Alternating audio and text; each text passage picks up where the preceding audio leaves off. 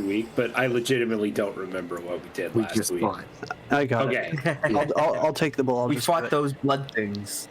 Hello, everybody! Welcome to our Friday night D&D games here at the Godmo channel. We are playing Lucent Odyssey, our longest-running side campaign that merges D&D 5e with Oregon Trail-style homebrew rules. I'm Jayso, your DM, and who else is joining me this fine Friday evening? Hey everybody, it's Luke. I'm playing Lincoln, who is a Warforged Fey Wanderer Ranger and Echo Knight fighter. And also filling in for Amanda, I am also playing Opie Stickyfoot, who's just a little guy. Opie. That's me. My name's Kevin, and I am playing a Kalashtar druid named...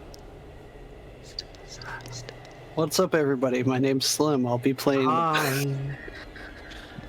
Just keep going. Every time. Just keep going. a bugbear rogue by the name of Uncle Jimmy.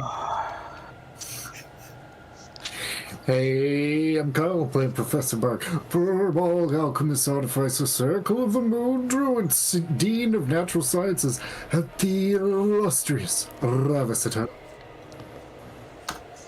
Hey everybody, I'm Nick. I'm playing Forte. He's a dwarven mechanic. He helps the well-wishers get from point A to point B with the wagon and hopefully be able to protect them from crazy bone and blood monsters. But not me, right? Yeah. You're not the monster. You're our friend. Oh, thank you.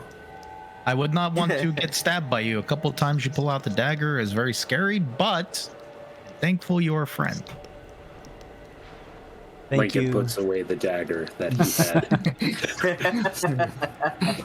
Thank you, everybody. This is Lucent Odyssey session 35. If you want to go follow my other links and things like that, you can do so. Thank you so much, Jigglypuff Love 1, for the follow. I appreciate that. Puts us one step closer to our 850 follower mark. You can use that link.bio link to go check out my other socials. Twitter, YouTube, etc. Patreon, if you want to go support those things, go check it out. At least give them a follow. Also, if you want to join in on either Spelljammer game or Lucent Odyssey itself, which I am running for folks, you can do so by going to check out my Start Playing page. I'm offering several games throughout the week. Mondays and Wednesdays, we have both a morning and evening game for Lucent Odyssey. Whatever fills up first, we already have a player interested in the evening time for Monday. Just need 2 more to join that one, get it going. We also have a Sunday evening game for our Rise of the Wild Knot, which is Spelljammer centric, and that will be a new campaign for folks who want to run through that. So go check it out. If you're looking to join in on a game of D&D, whether you've played before or never have, go take a look. It is pay to play, but you can expect the same quality you get in all of the campaigns that I run. If you're curious about the rules for the one that we run here, you can hit !rules. Thank you very much, Kevin. Kevin already put it down, and take a look at all the homebrew mechanics and things that we use for this particular campaign. As always, a quick thank you to Amanda Otten for the beautiful character art you see for all of these beautiful babies around the screen. Sans Opie. Go follow her, give her some love. She may have commissions if you're looking to get your own, and go check it out. We also use Twitch channel points here on the channel. If you are following or subscribing, you will get some extra points. You can give +1 rolls to folks. And there's also the random elated or forlorn condition, which is basically bless or bane to a random party member. So check that out as well. We also use stream stickers. Mama Bear or someone usually slaps down at some point. That's it for my spiel. Let's go ahead and dive in. And then I guess, Slim, are you the one who's just jumping on the stake to give the recap from last week? Yeah, it'll be a quick one, understood. Okay, cool. Let me run the intro, get some inspiration handed out if we don't have it already, and we'll be right back.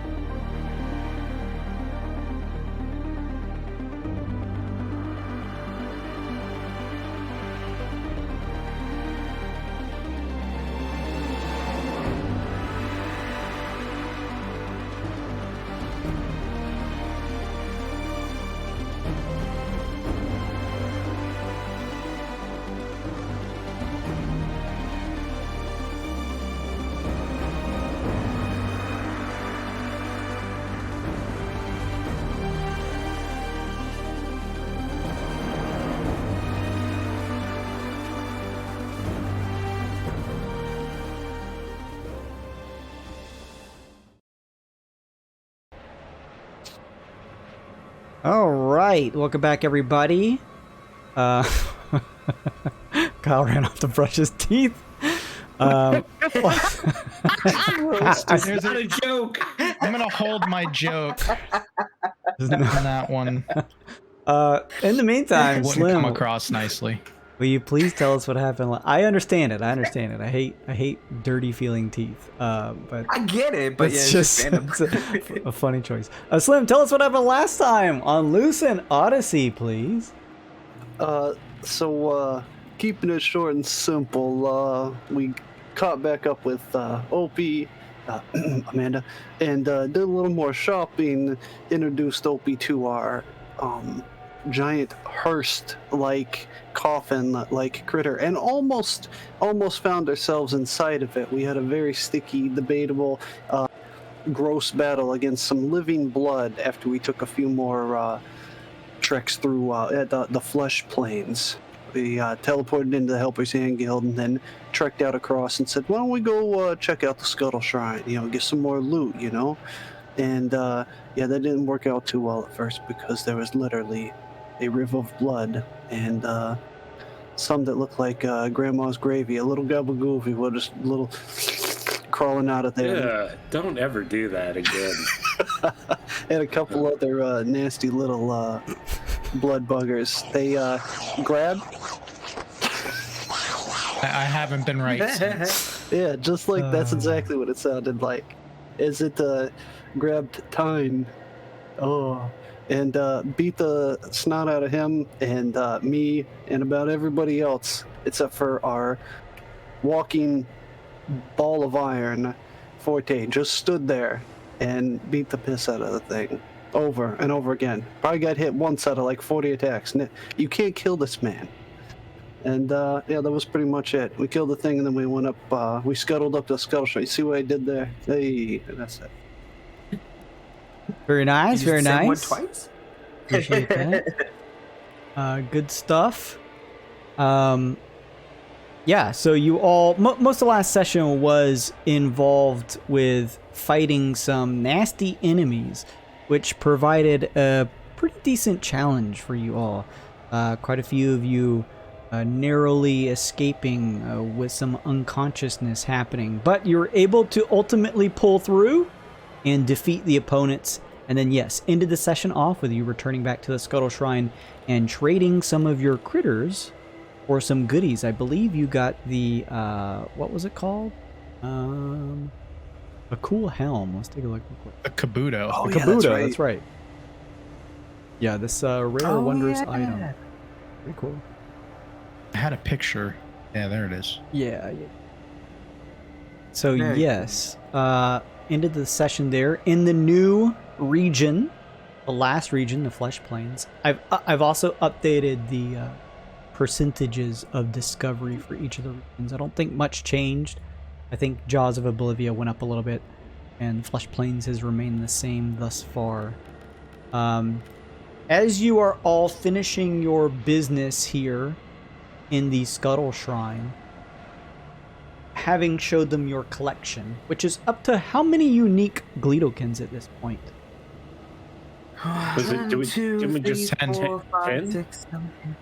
10 or 11? Yeah, 10. And you said 12 was like a 11 was a new item and 12 was a mount, I think.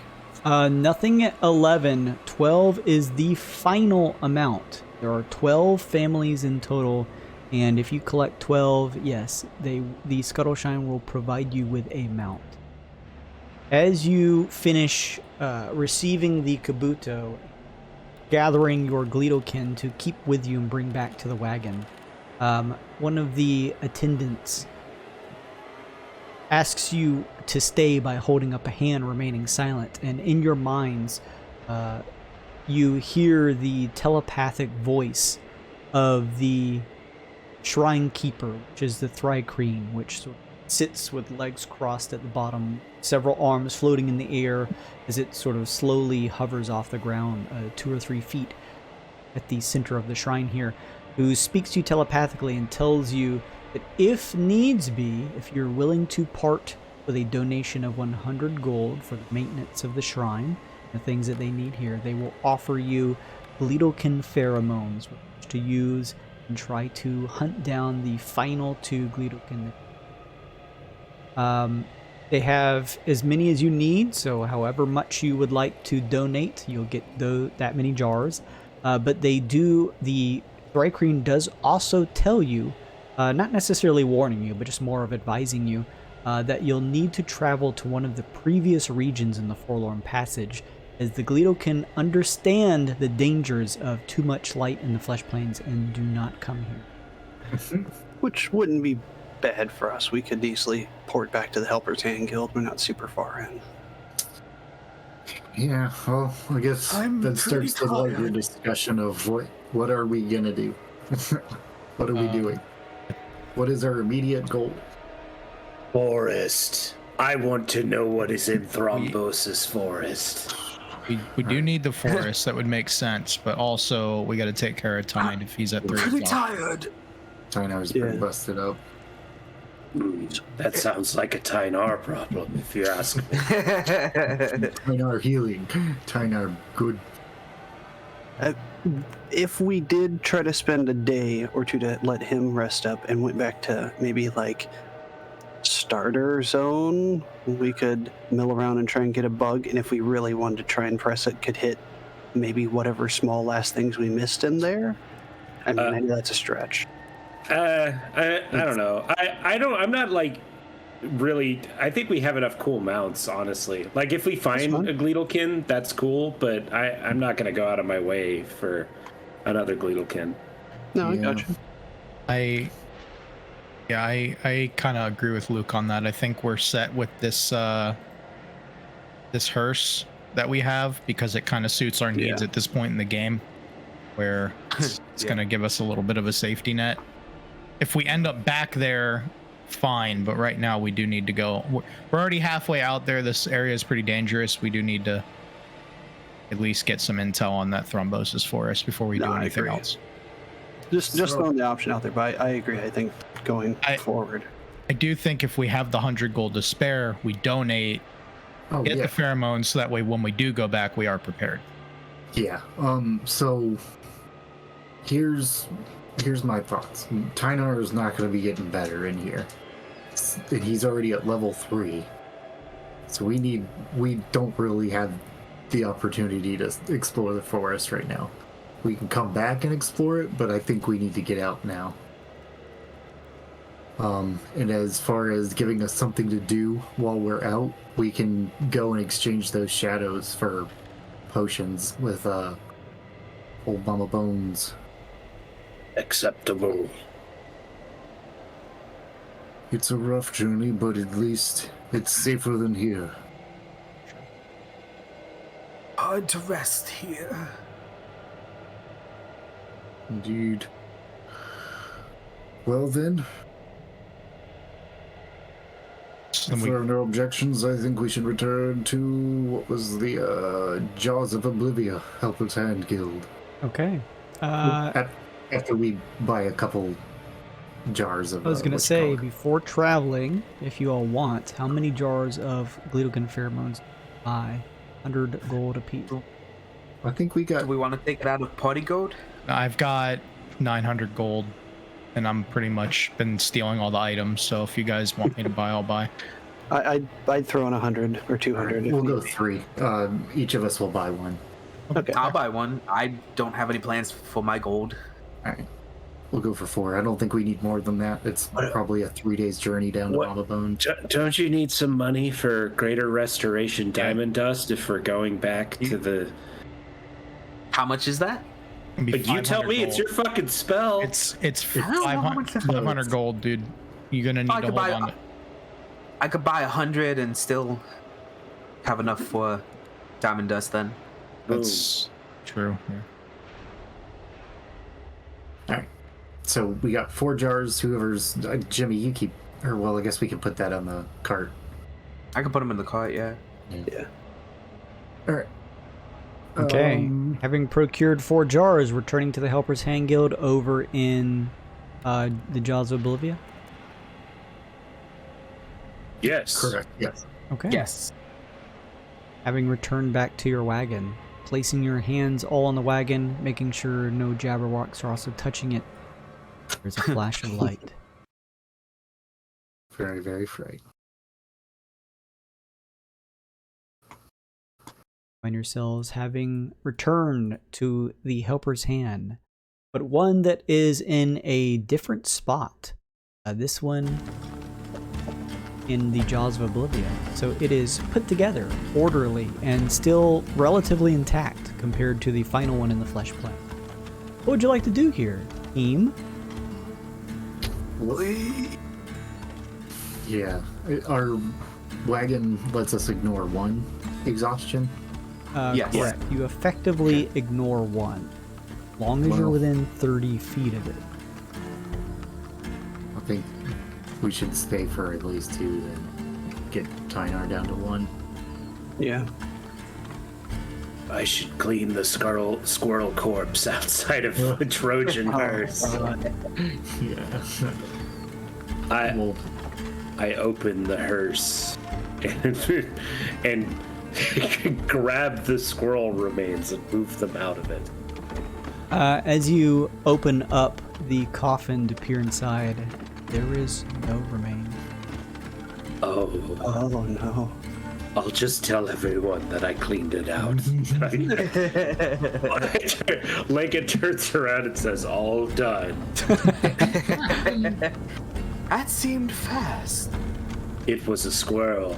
It wasn't difficult. Yeah, they are pretty hard to catch. So, resting for 2 full days, correct? I think so. So then you can only get a long rest every 24 hours. So in that case, Slim gave the recap moment there. So in that case, what we're going to do is we're going to move the clock around once, around twice, around once, around twice. 12 ticks. And that's going to put you at light time, and that's going to make you lose 12 points off the harmonic. What does that put us at? 54. You need to go kill something. Like something in the thrombosis forest. Sounds good too. Yeah. Okay. Maybe we should have just done Oh yeah, and folks buy diamond dust if you need it, because who knows when we're gonna come back to one of these places. Those Yeah. who needed any, those who had any exhaustion or anything like that, of course. Silly question, how much would any magical ammo cost?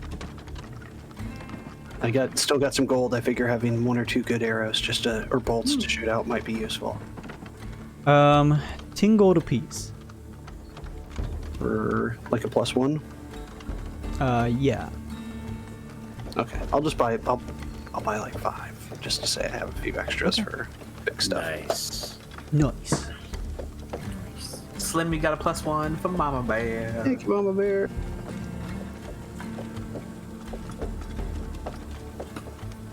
Okay, team. Does anybody else need anything else? I still got some gold to toss just in case. Not to bog it down. What's this reliquary? Do we gotta go for that? If I don't know how we'd know if it is a golden reliquary. How we know? I guess, is it on a shop list, or how we know about buying it? Just you buy the thing. Is that how that works? Oh, reagents? Yeah, Yeah. you just buy them. I guess Jason can tell us if they don't have something. Yeah, I mean, if you guys need them for spells and stuff, have them. Okay. That'd be stupid to say. Well, they don't have what you need to catch. Well, they- We could they also have- travel to each region to find it. okay. Well, Yeah. my thing would be I'd want to buy a 500 gold piece holy reliquary so I could cast summon Celestial at some point. That's dope. So if they have it, I buy the thing. Okay. Sure. They Is have it a thing. consumed? No. No. Okay. It just says a golden reliquary worth at least 500 GP. Let's I find would out if we got an option to find out how worthwhile that spell is. pop it It's off. very good. Yeah. Celestial I- Spirit's amazing. I can post it. It's gonna be a little spammy because it's gonna be like a gigantic box. But if you want to look at it, it's fine. It like heals every turn. It heals people every turn, or at least once a day, I think. And it can have ranged attacks. It can have melee attacks. Oh shit. And then a diamond for Revivify just in case we need it. Do you need any money for any of this that you don't have? Got 800, so that both of those will put me down to 50 gold. Cool. If you I'd need some use extra that. stuff, I can throw you some. Didn't you guys turn in your shadows a bit more? No, we talked to them about it, and we're like, we're gonna see if we can get any more, and then come back.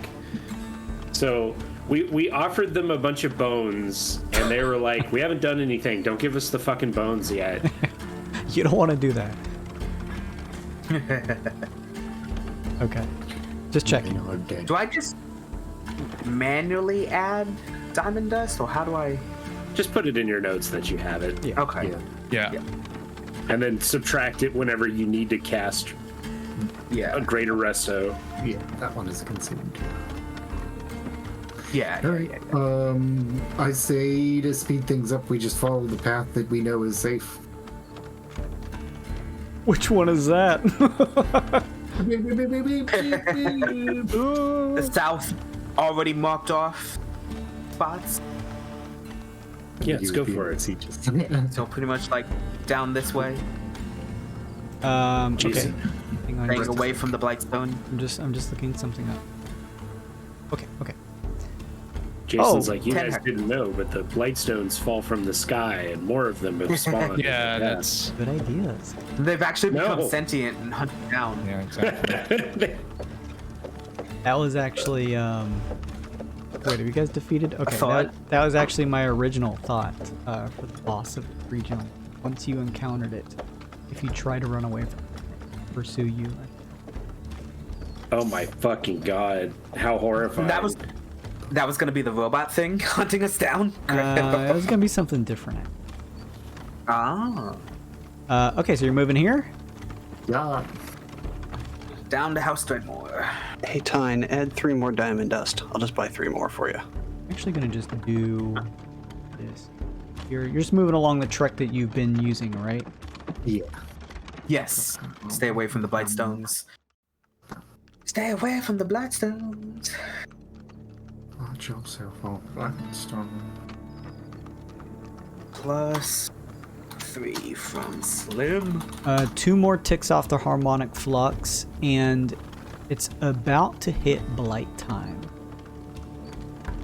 However, as you're traversing through the mountainous region here at this point, there appear to be some strong winds that begin to billow through the sort of narrow, rocky passageways of the Jaws of Oblivia here.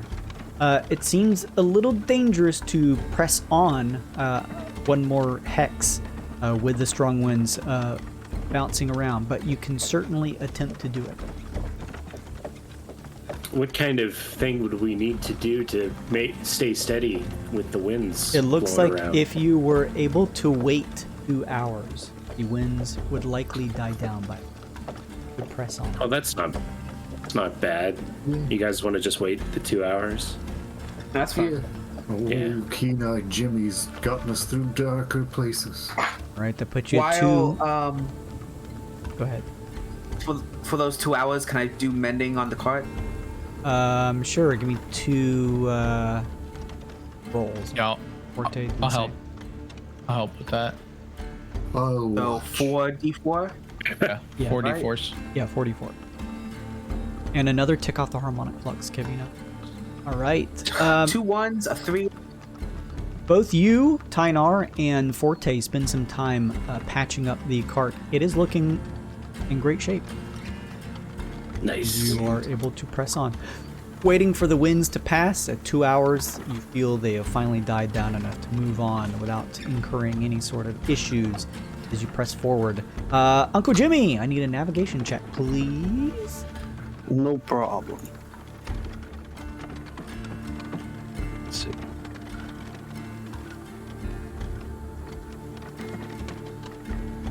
That is a 30. Oh my god! Holy shit. Shit. Yeah, you're fine. It is at this point that you've traversed your 5 hexes. You could push and keep going, or you could rest here for the rest of the day.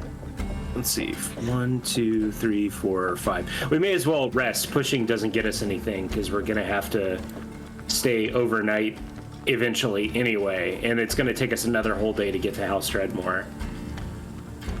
Here. A sound plan. Oh, you know what? Also, that battle that you all fought previously, the encounter you had, whatever the harmonic flux is, Kevin, go ahead and add 10 points to it. Because Thanks, Daddy. Sweet. random encounters always should give Hell you something, yeah. even if it's not a level. All right, so deciding to rest here for the additional amount of time.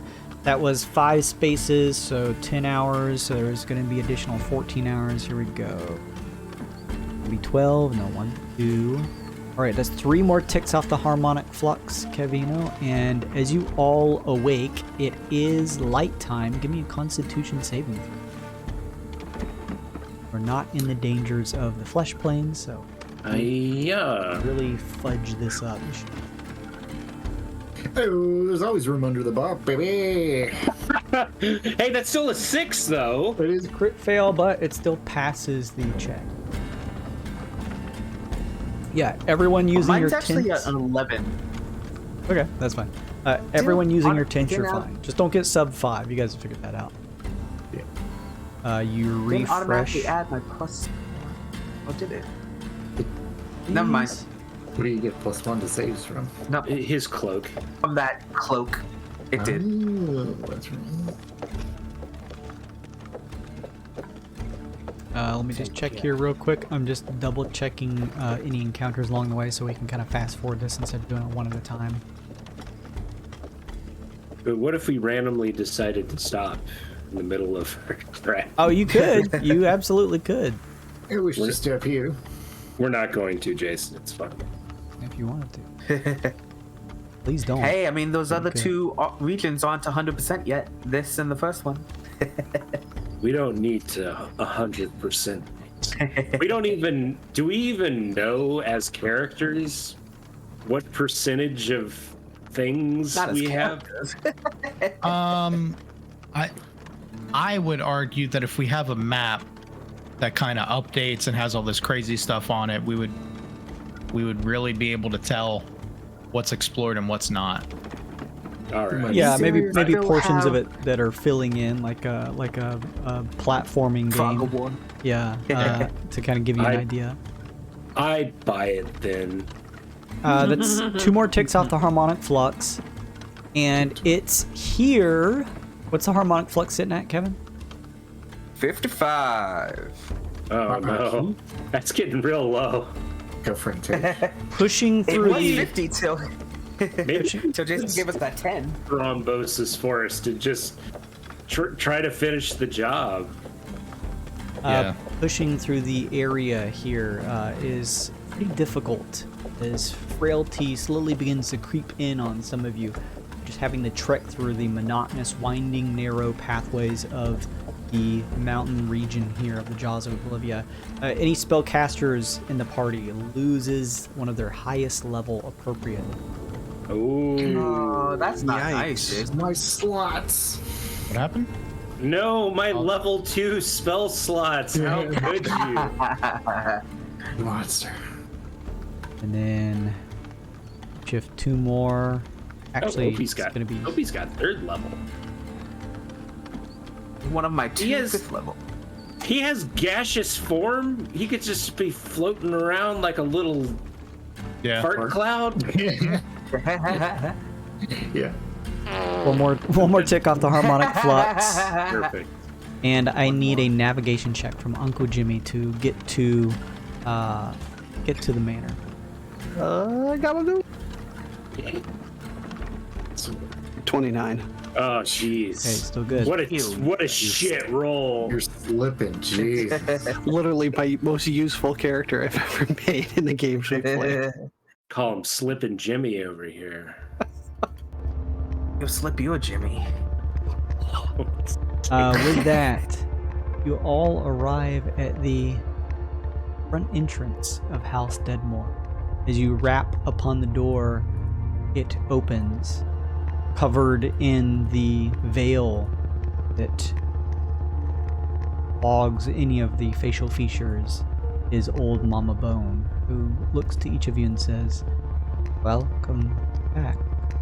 I hope the hearse has been appropriately viable should you need it. Please, come in." It has been perfect. Come in, everyone. You all go first. I insist. As you all step inside to the house, which again looks as though it's been vacated for some years, despite having both old Mama Bone and Lady Deadmore living inside. You find Lady Deadmore sitting, as she always is, on her throne. As she sees you, she addresses you, though her face does not move and her mouth does not open. As she says, voice echoing through the hall, "Welcome back. What can we do?" I produce the flask and say, "It is time." You wish to receive a small blessing, Shadow? Indeed. I will do what I I hold can. the flask. Yeah. A hand reaches up to take at hers. It almost looks like it's pushed up by a bone that seems to be attached at the elbow and runs back underneath her. As she takes it in a hand, takes a look at it before saying, "I may not be able to provide something as efficient as those on it, but it still should help you." And how many of you brought for Lady Dead? I think we have 3 in here, right? We have the Maestro robot guy. Mm-hmm. We have, and both of the Jabberwocks, right? Okay. Yeah, that should be Right. 3 then. Yeah. Alright, okay, yeah. You watch as she uncorks the top of the lid and runs her hand up that is pushed by bone. You see her fingers curl as if coaxing the shadows to slowly pull out. They begin to slowly pull up into the air, circling around, animated smoke as she seems to move and animate it, just augmenting her wrist and fingers. She flicks a hand towards each of you, and for a second you all reflexively step back as you see this large wave of shadows shoot towards you. But you stand your ground and watch as this shadow-like energy hits each of your chests. There is no sensation or feeling other than a slight tinge of coldness as it slowly spreads across your body. It's thin and transparent enough that it doesn't block your view, but it spreads across your form like a shell. You feel, for just a few seconds, a eerie slight chill come over you. Some of you have chicken pox. Not chicken pox, but like goosebumps on your skin. Goose pimples. Yeah, goose pimples, there you go. Chicken skin for just a few seconds before the feeling subsides and that slight transparent bit of darkness surrounding your forms begins to slowly whisk away and you no longer see it. The lady looks to each of you and says, "Did you run into trouble at the final well? These shields will provide each of the members of your party 3 advantages when they become necessary."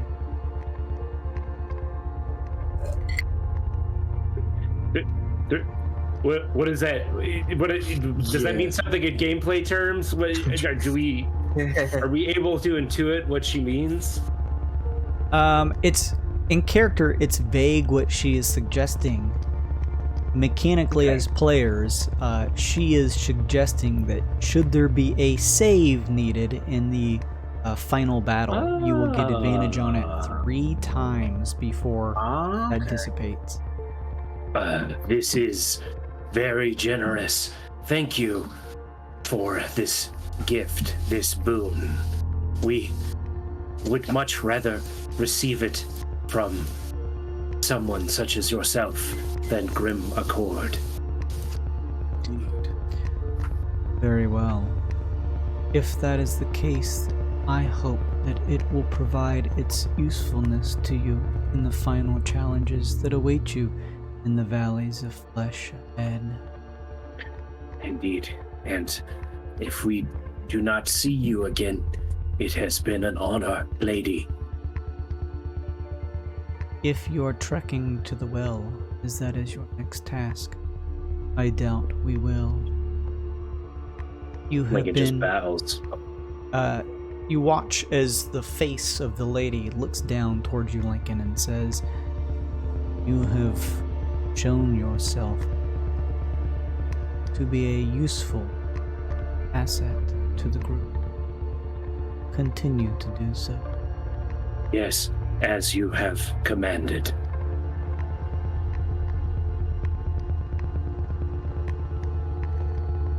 All right, team. Team. Anything else at House Deadmore? You do technically need a place to sleep. If you wanted to Coffin sleep beds here. again, for old time's sake. Coffin beds. And If you need to stay here, you are more so, as you have done.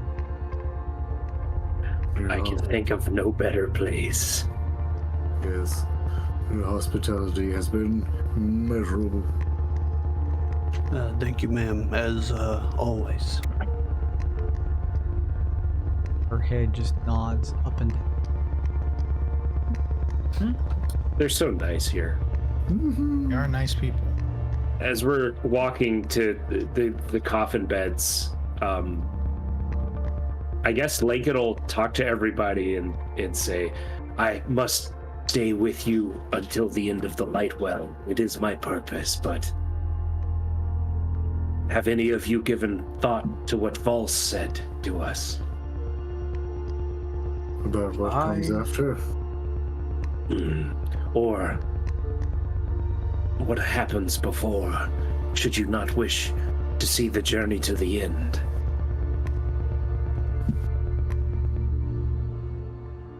I will see this through.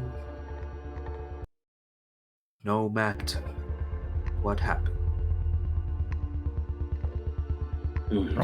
We're only as good as we're words, so if we don't honor our contract, we probably should fall in with people like Valse.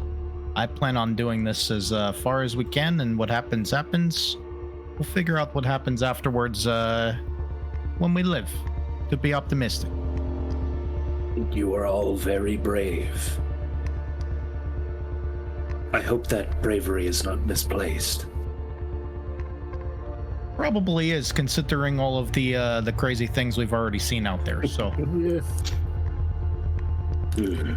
I feel like we've seen some shit, but you know, there's always room under the bar.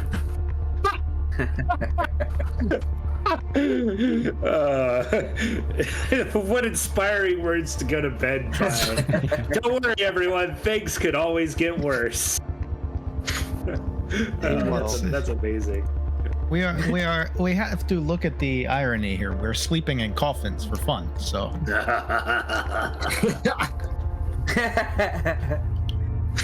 You are a funny jokester.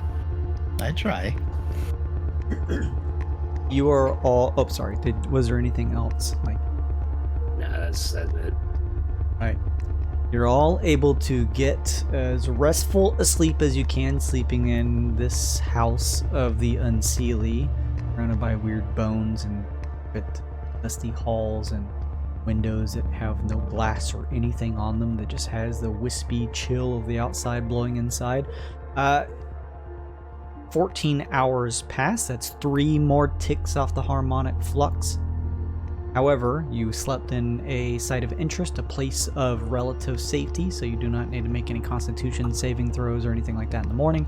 You wake up well rested, add any lingering exhaustion or anything like that, it goes away. And of course, the lost spell slot returns to you having gotten a long rest in. Back and ready to press on. Where Take some names, take some names. What do you think about this thrombosis for us? Because I do think it's worth like at least dipping a toe in, but the recovery may be worse than what we find, you know? Jason, be real here. Should we just not go to the well because Opie's not here? You know what I mean? True. oh, what are you saying that you should skip the well? No, I'm saying like, should we like procrastinate in a realistic way until next week when everybody's here? I mean, To go to the well. it's that's a fun. I mean, the thing is, there's a duality here. Obviously, besides the Helper's Hand and Scuttle Shrine, and you know the clear intent of the Radiant Well, there is nothing that's been found in the Flesh Plains. There are locations to discover there, perhaps ways to bring up some of the harmonic flux before going into the last challenge. Perhaps some items or extra gold or anything like that, equipment. So that's up to you. And obviously, yes, I would love for you to run into those things. But it's up to you. There are diversions in the last region to come across. All right. So, what happened overnight? We couldn't recover exhaustion. Was that the biggest issue we ran into for sleeping in the flesh plains? We can. We have to roll pretty high, and like when we rolled low, you got more. We got like 2 levels. Correct. There's no issues regaining it. However, staying out in the plains under the radiant sky is incredibly difficult to not get exhausted from. So Constitution saving throws from waking up in the morning are much higher. And if you do fail, you could incur more than 1 exhaustion. Okay. So, we need to subvert that. Well, so we have a couple of things. Fabricating like the little stand for us to sleep on non-skin helped us out a little bit with that. Does anybody have anything like tiny hut or any kind of like pocket universe to sleep in or anything like that? Yeah, That would be that's kind of what I was trying to work towards. I don't Do we think I have have any of those options? You would all also know that Rope trick. even though the Helper's Hand Guild in the final region is pretty dilapidated and there's not a lot of people there, that there may be, and maybe you've checked it before, but it's been a couple days, there may be at least some form of the remnants of a quest board that may at least point you to some sites of interest within the Should Flesh check that. Plains. Let's do that. They're Let's just check randomly, that. traversing it. How I guess how do rangers not learn rope trick? It's like the most rangery thing. You climb up a seen rope that and forever. hide. It does seem that way. It's like the Stalker one gets spell it. that they should. Let's now hope for the future. the good thing possibly about exploring the Flesh Plains, because if we didn't, we'd have to rest on the way to the Radiant Well anyway and possibly get exhaustion. But if we can find maybe there's some kind of city where we could rest better or something along the way. Rhombosis. You know what I mean? Forest. Yeah. All right. I guess. Just wish we had a better answer for.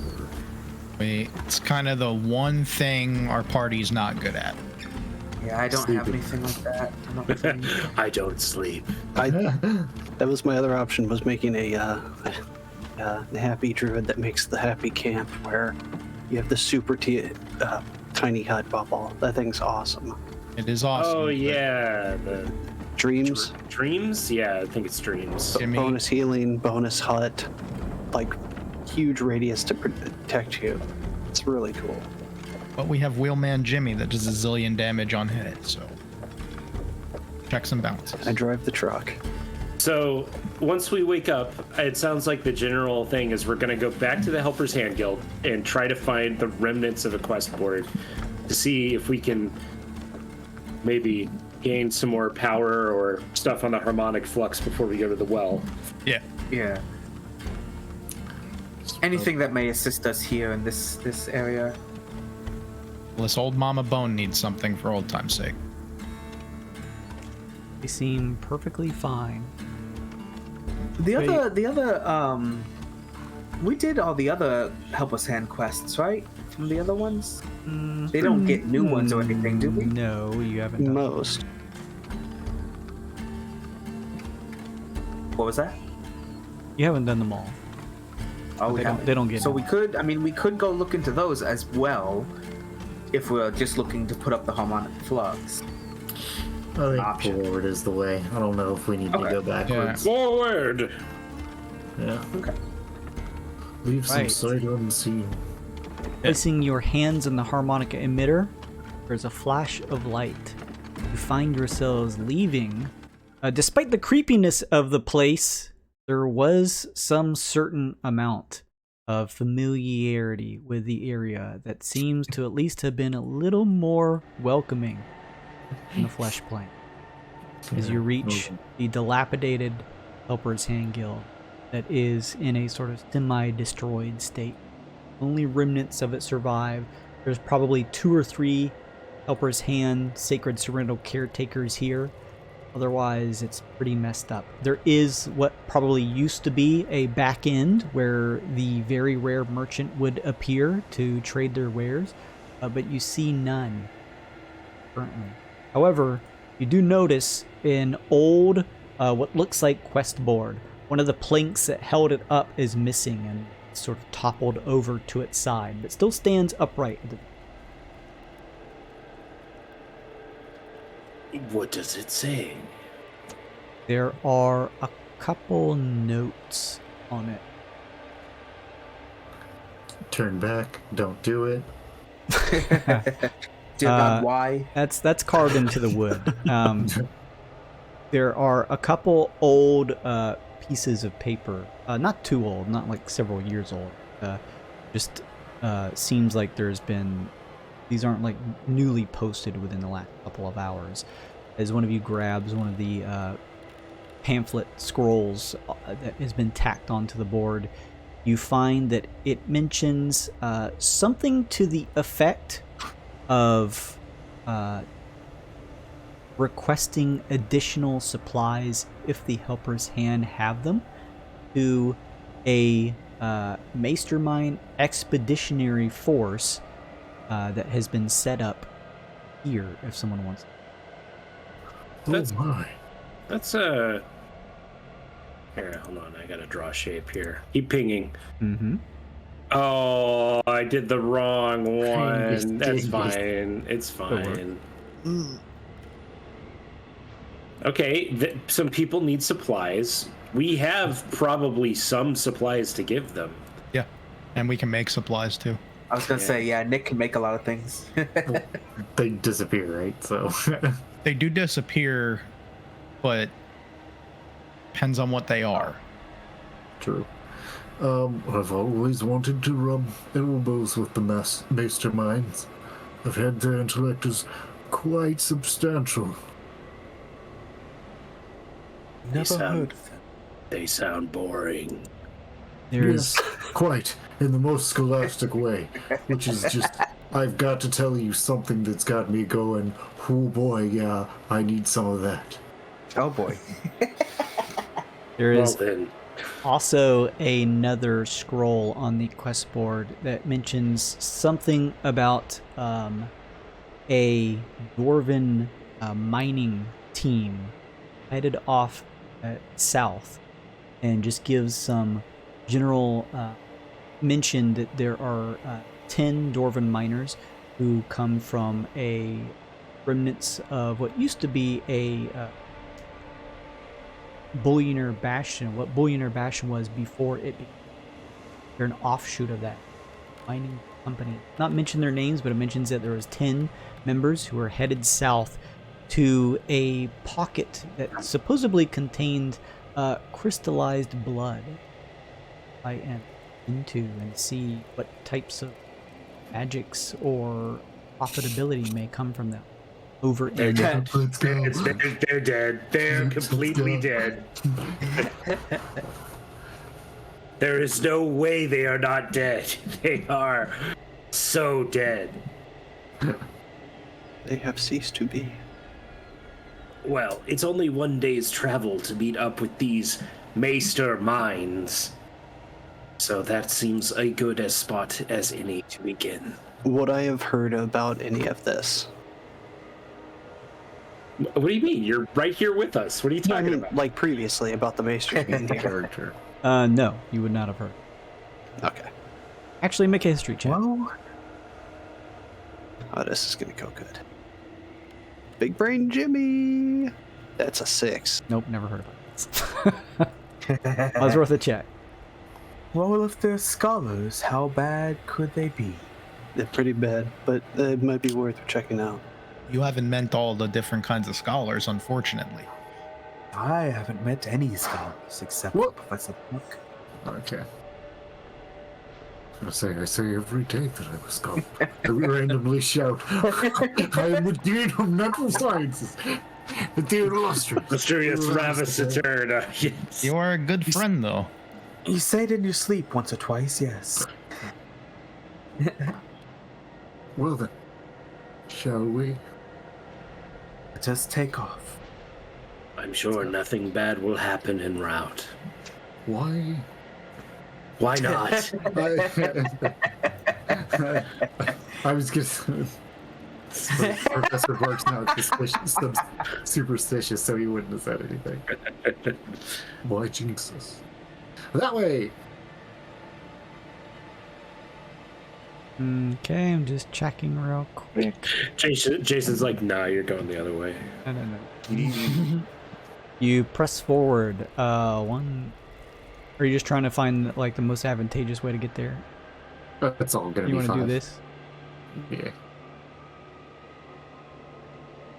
Explores the most Or- new spaces.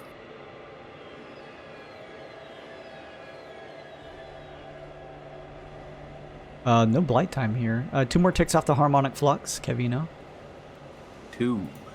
and you shift here.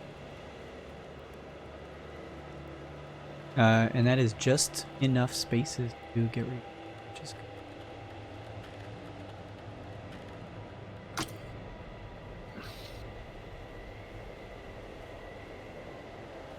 Yes. They're all dead. Oh my god, yes. Let's go to Google, everybody.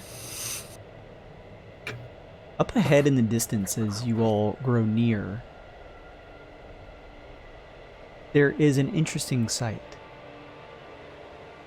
A large, massive, dome-like structure Oh. made of some type of bluish material encompasses a area that is sort of sitting out here in the midst of the vacant area of the flesh plane.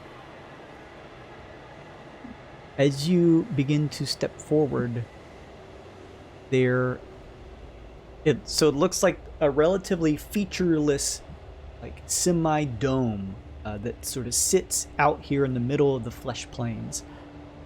Up towards one of the sides, as you all sort of begin to slowly curl around the thing, you notice that there appeared to be a indention in the dome that's roughly about large size, that is what looks like got a cut into it that appears as though it could serve as doors to enter into this place.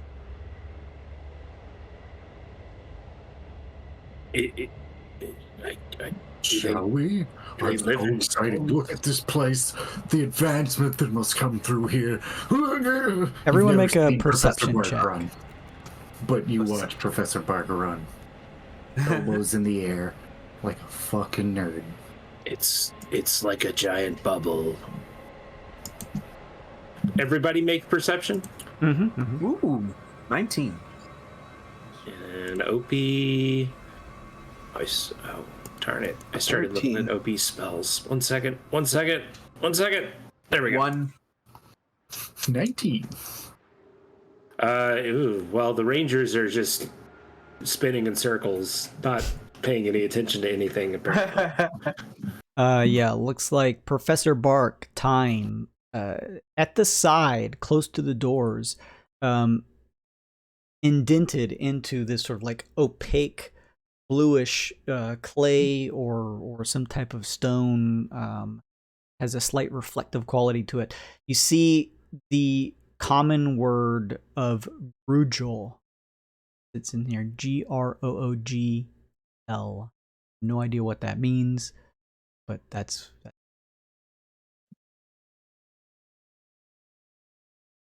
Interesting. What? Grugel? Yes. What? Ah, yes, Grugel. What is Grugel? What is- Someone tell me. Well, I guess that depends on what your definition of Grugel is. Was it 16 nature Grugel? Do I know Grugel? no, this does not sound like any natural term of creature or anything you've heard of. Bart. It's probably an acronym. I could give you one, but let's move the story along. Is the giant bubble named Grugel? Hello, Grugel. How you doing? Burke starts knocking on the door with like an excited anticipation. Professor Bark, as you go to step up to the door to rap upon it, the two bluish opaque doors simply pull to the sides, opening a long hallway leading into the interior, if you'd like to step inside. Ah, without a second thought. Grugel has invited us inside. Well, I guess we have to enter Grugel. Let's do that. Forte marches inside. Sticky. All right. I'm just Can't be worse than out here. Hey, you guys don't have much experience with the maesters. None. Well said. Does Lincoln always have his shadow with him, or is that something he summons? Yes and yes. I do summon it. It is always with me until it dies, but I can just resummon it with like as much as I want. I just wanted to make sure I had you controlling it here, so you can move it later. He's there. Always by my side, my shadow ain't me. Oh. This is cool. You step into the interior of the area that looks much different than the relatively featureless exterior. Blue tinge of architecture seems to be hollowed out all through here and seems to make up almost most of the different distinct pieces of things found throughout here. The pillars, the walling, the tiles. There seems to be sort of like an arcane light of bluish energy for people who are of the party, like Uncle Jimmy, who may be aware of the Masterminds, know that this is a relatively common form of lighting found with the Mastermind tech that spreads chairs and a relatively nice looking area here. Even the air here feels slightly cool, like completely different atmosphere inside of this dome. Up ahead, you all notice there appears to be two construct-looking gnome creatures that stand at attention and slowly turn their heads to meet your vision. You notice in the centers where their occipital units would be, there is a lighting system that almost reminds you of two smiling faces. Look at these guys. They're so cute. As you step up here, they both turn to you and slowly walk up. Friend or foe? They Hello? turn to each other and they hold up a hand. First, they turn to one another, and you watch as they press their hands together, and then they pull them apart, and they turn back to you, holding out their exposed palm. What the fuck? Somebody give him 5. Yes. Hello. We were I'll just passing through. I address them. They don't respond to anything. Is anyone touching their hands? Forte will touch it. Yeah. Forte, you press your palm up against theirs. As you do, similar to the interior of their eye units, you see a illusory-looking face appear on your chest. What are you feeling right now, Forte? Like, what's like base level emotion you're feeling at this moment right here? Lincoln wants to do this next. He's very unsure. Appearing is what looks like a very simplified looking face that seems to be kind of like looking up with a raised eyebrow, like it is curious, slightly confused. They turn from you, Forte, holding and extending their open palm out. Lincoln reaches over Forte and puts his hand on them. All right, you do this. What is your current surface level feelings, Lincoln? Knife. Um, My current feeling is knife. That's not a feeling, Link. Yes, it is. would you describe it, if you were to describe knife as like anger or It's the little devil emoji. The little smiling devil emoji. okay. A somewhat mischievous looking face in an illusory pattern appears. Small, like the size of a palm, in front of Lincoln, maybe like a couple inches from his chest, that seems to appear. But it does smile. The two autonomes look to one another and look back. Their illusory smiles in their occipital units seem to grow even more. They extend their hands out. You said more? Like more happier? Yeah. I mean, Opie's would probably jump in at this point, and I imagine Opie is as happy and optimistic as he always is. Oh, Hector. All right. Opie touches. Anybody else? Yeah. How fascinating. Some sort of mood detecting device? All right. You press your palm against theirs, Professor Bark. What are you currently feeling emotion-wise? Unbridled curiosity. Okay. A face appears in front of you about an inch or two from your chest, Professor Bark, about palm-sized, of an illusory form of a simplified face with glasses and a smile on it. Astute, ready to learn what they may have. The two eyes flicker in the autonomes as they smile back at you and extend their hands out to Tyne and Uncle. I suppose. Tyne, you touch it. What are your current level base feelings? Relaxed and not really paying attention. Right. There's What's the somewhat opposite like of an knife? aloof, A little high, maybe you might say. like yeah, an aloof, somewhat red-eyed, illusory, Yeah. kind of like smile. It's like one of those like wavy smiles, like a groovy smile appears for Tyne. They finally both turn over towards you, Uncle Jim, extending their open palm. Hesitates for a second and then just reaches forward a bit and I guess calm and curious.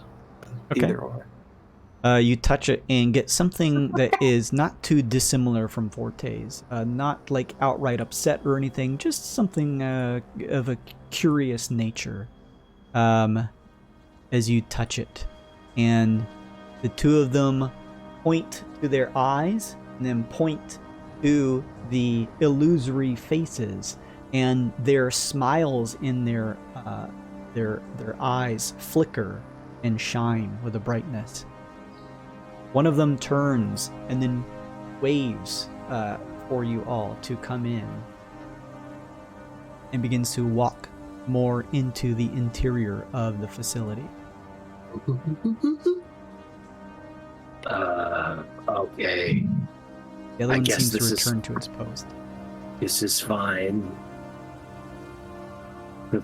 Opie and Lincoln will follow Professor Park so he doesn't get into any trouble. This one seems to lead you through a small hallway to what appears to be a open area that is of a circular pattern, a miniature version of the dome found outside. There is what appears to be sort of like a stone or marble table that sits up in the center of this area, and there is also sort of like a marble ring that could be used as seating that sits around it. There's also another autognome in here that points at the table and then points to each of you and rubs its stomach and points at itself and begins to slowly walk out of the room for just... He must have been hungry. It's their dining hall, I think. This is very lovely. What are the masterminds here? I directed this little gnome. It turns and its smile for the first time shifts to something different, something similar to what Forte and Uncle Jimmy had, like a curious, questioning smile before turning back to a smiling face. It holds up a finger, and the smile in its eyes shifts to one of a face sticking its tongue out like it is hungry. Are they just showing us the dining room? What is this?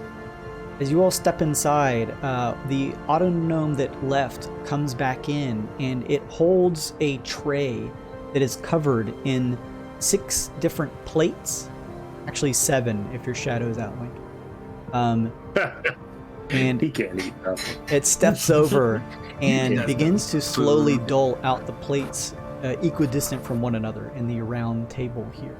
On the plates appears to be what looks like a semi-transparent gelatinous blue thing. Oh boy, in Opie the says in the as he shape of a begins to cube. immediately devour it. Right, hope he does. Lincoln slices off a little bit with a knife to observe it. But Lincoln doesn't eat, so he doesn't eat this. I'm gonna do a nature check on it. Sure. I'll advantage you. Okay. The autognomes shifts 23. Back out. 23 nature check. Yes.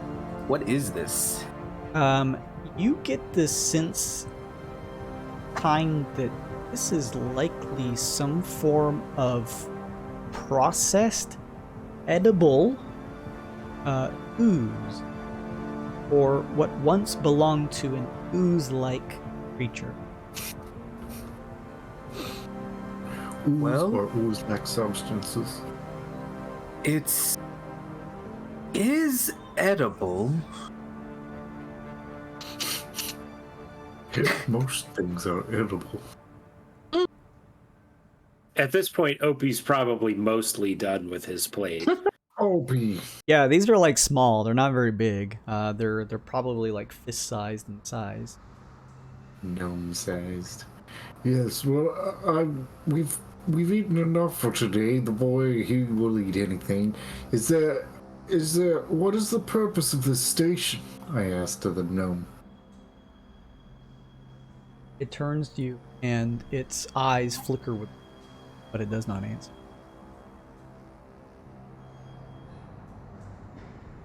Is there another room? I've had my fill. Quite delicious. It waves its hand over at the area where you came in. Yes. Did anyone eat anything other than Opie? Tyne picked it up and licked it. What does it taste like? Slime. Does it have any sort of flavor or anything? Yeah, Or they would eat it. it's got a little bit of like a sour flavor to it. It's almost tangy. But beyond the initial sort of shock and kick of it, it doesn't taste terrible. Maybe not something you'd want to eat all the time, like a very tangy, sour candy almost. It's not bad. It was pretty delicious. He says, picking up Uncle Jimmy's plate and sliding the goo onto his. Better get that Battlehurst ready. think This Tyne is- would eat it. Okay. This is the weirdest quest we've ever done. It is quite odd. What was the quest again? They needed supplies. We've come bearing supplies. We've seen your message. You watch as it turns to you, and again, in its eyes, it displays what appears to be a curious, questioning face. Was it signed by anybody?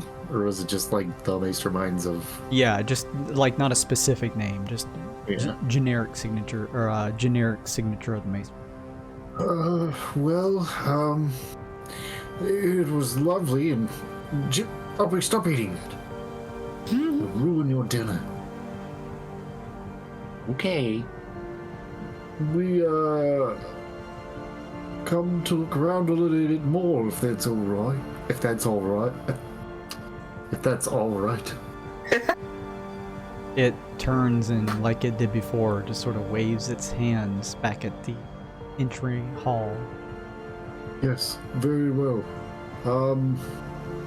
And he just walks.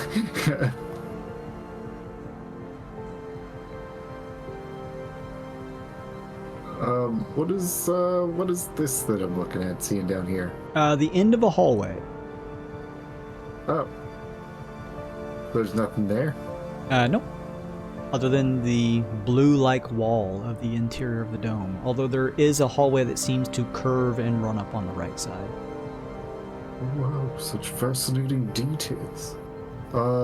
Is there anything of note? Like art or carvings or anything? No. Nothing like that. Is it like very... Everybody can make a perception check if you'd like. Could I take a long shot at a history check one more time? Perception's greatly better, but just if anything here is familiar to me. No, unfortunately not. All right. Lincoln got a lucky 19. Oh, pretty good. Oh my That's god. Uncle Jimmy. 30 perception. Jesus Christ. Jesus. Lincoln and Uncle Jimmy, in the distance, hear a very soft, subtle sound. It sounds like clockwork and spinning gear.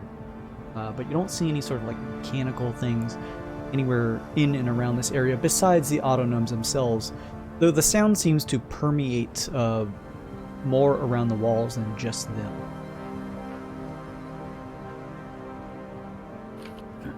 So I'm gonna take a long shot here, and maybe this is just some sort of like ongoing facility, and maybe whoever's here isn't here no more, and these guys are just going through the motions, you know. We should follow Professor Park and finish checking the rest of the facility. Check for survivors.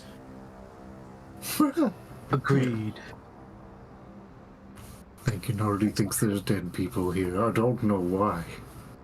Go ahead, Bark. The bodies should just be around the corner. I mean, you are what you eat, and maybe that's them on the plate over there, you know. Are Maester Minds oozes? Woozy. I mean, after you put them through a machine, they might. What I see. is this? Hang on just a second. I'm doing a. Ah, of course. What of these rooms? Yeah, hang on just a second. I'll reveal these. Give me just a second. A little You're difficult.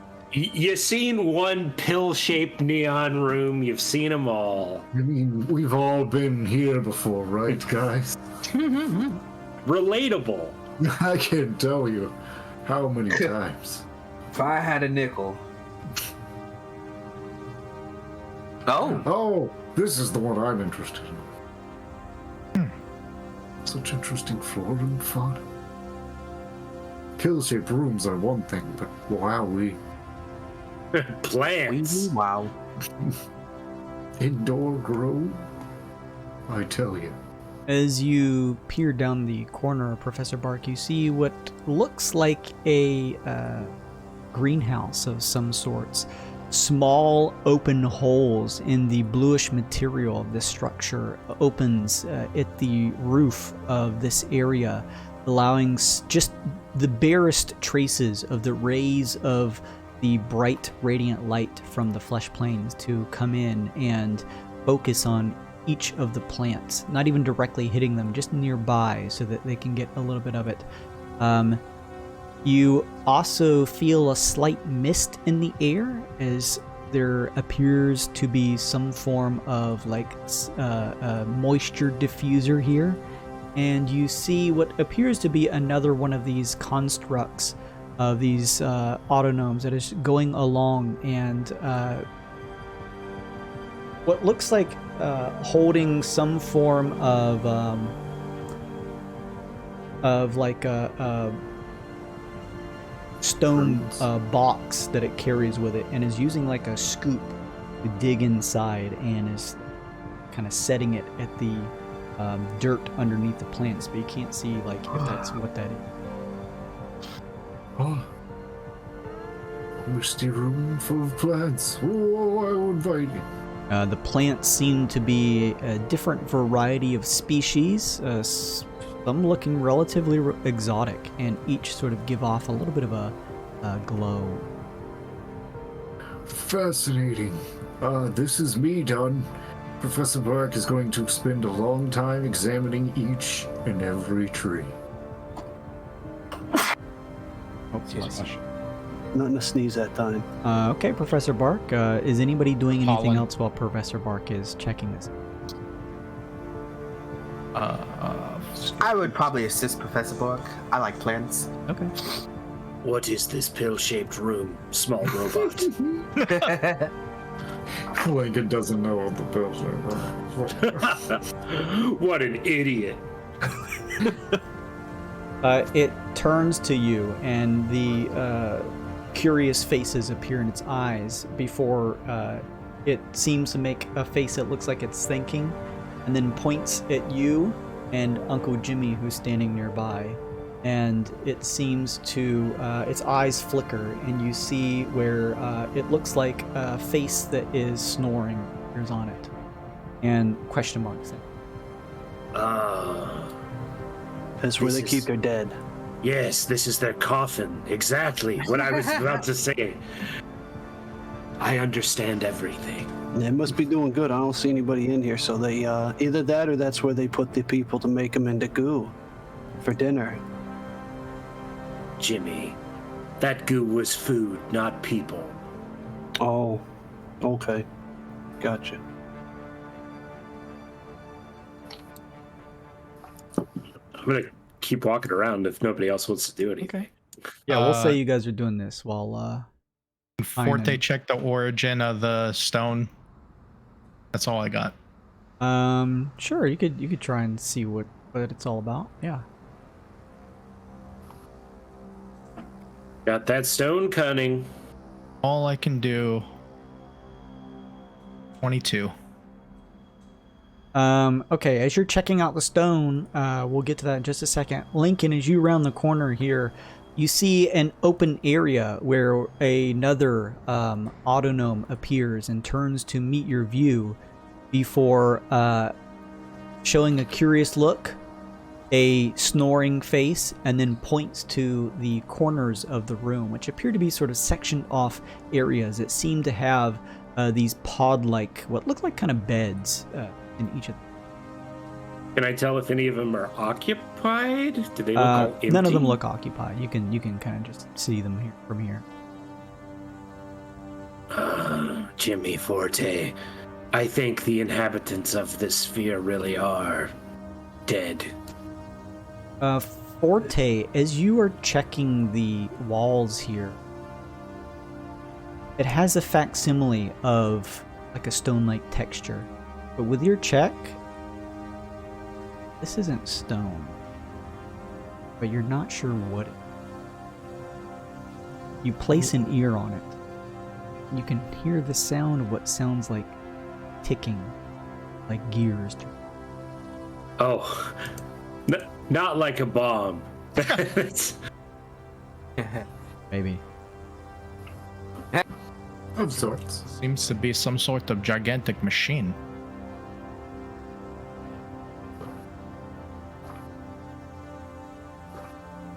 Look at this one, Time. It's blooming. Fascinating. Time, Professor Bark. Give me perception as you are checking out the plants. Oh boy, can I? Oh gosh, look at you two. Look at this. Yeesh. Look at that. I like plants. Engrossed in studying the plants, you almost miss that the small construct kind of steps up and digs like a hand shovel into the box that it holds and begins to pour out at first what looks like dust, off-color, like egg white dust. You probably both assume it's some type of fertilizer. But you watch as it tips the last bits of the scoop into the dirt around the surface of the plants.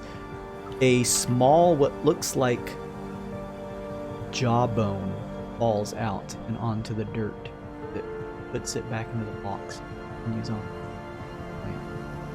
Oh, well, that's grim.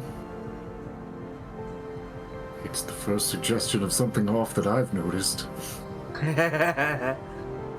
Well, fertilizer, I guess. This really bone meal is what people would use back in the oldie times. Circle of life, as they say. Ah, yes. Exactly the same minerals that build us build the plants, and the plants build us with theirs. It's beautiful. Really is. Oh, look at this one! It's blue! Fascinating. Meanwhile, Lincoln's up at the top like, yes, they are all dead. All dead. No, absolutely. I mean, if you just got them on like autopilot here, just going, I mean, the Maesters would want it unless they killed them, and then the Maesters would be probably sad and want to like do research on why they were killed, even though they're dead. I mean, I don't know. They're a bunch of eggheads, anyways. But yeah, they're gone. No more. We should finish searching the facility for things to steal. That's true. Dead things don't need things. So those things can become our things. Very true. We'll look Opie would over here. We would see the room in here. Ooh. And then this looks I wonder. like just another... I wonder what's in here. Opie starts opening boxes. Okay, give me a perception check. Okay.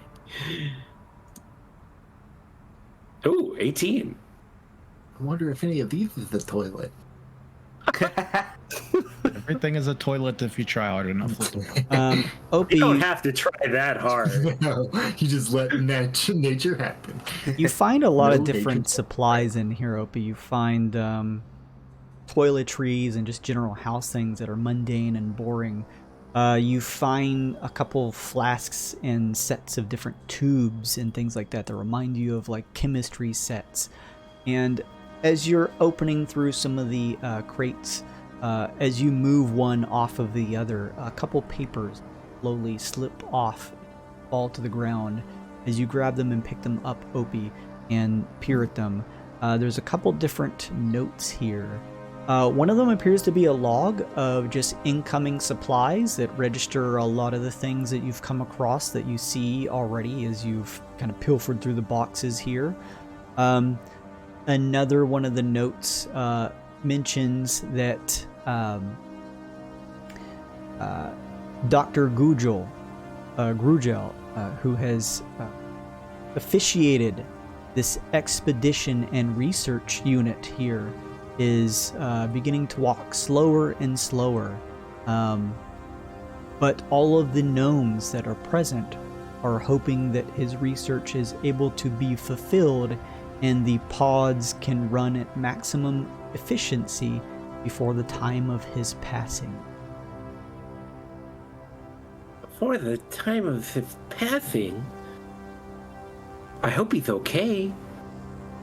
Opie's gonna take the letters out to Forte and Professor Bark and Tyne and show them the letters. Curious. Professor, These look like research notes, maybe. Check them out, Professor. I believe they say what Opie told us they said. any kind of shorthand you recognize there from the scholarly people? Yes. Well, you see, each of these little characters, they're called letters. And when you put them in a row, sometimes those letters make words. Somewhere Vice just said, "Whoa." Yeah, all right. And then what?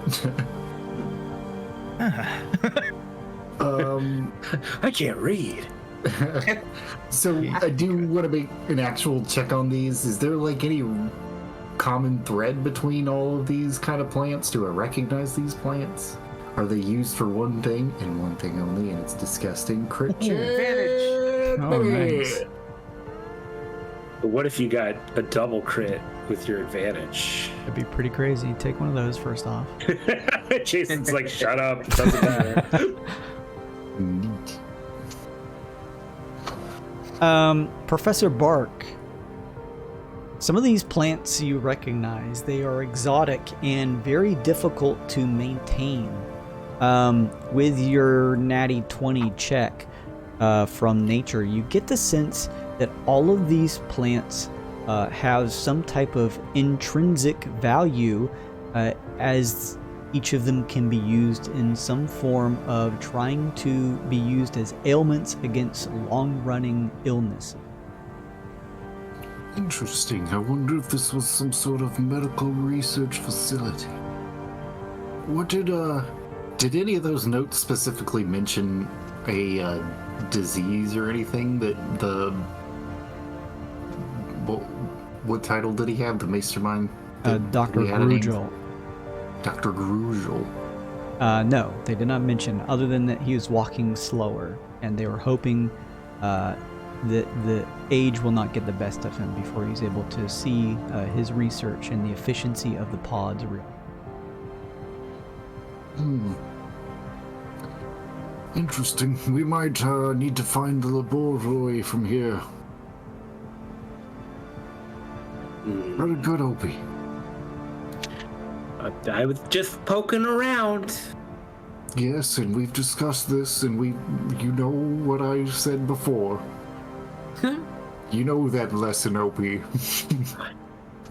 Yeah, I do.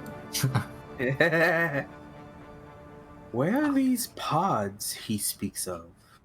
There's a bunch of pods up into the north.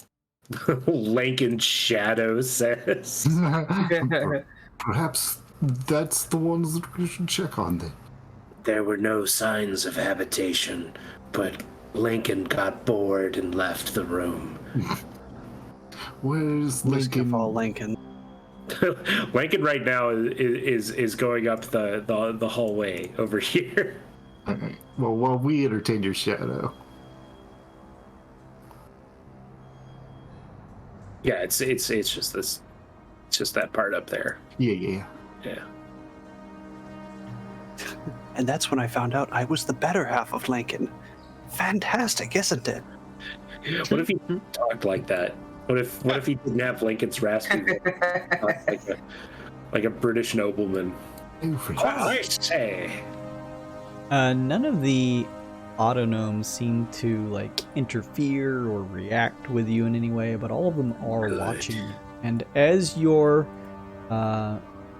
illusory emojis kind of sometimes shift and change, never to anything upset or angry or sad or anything like that. Most of it seems like it's mostly just curiosity, wondering what happened here. The kind of confused faces, or sometimes the faces with what look like kind of nerdy glasses on them. Every time they kind of shift to something like that, you watch the autognome's eyes kind of shift to like a confused face, and then back to their smiling.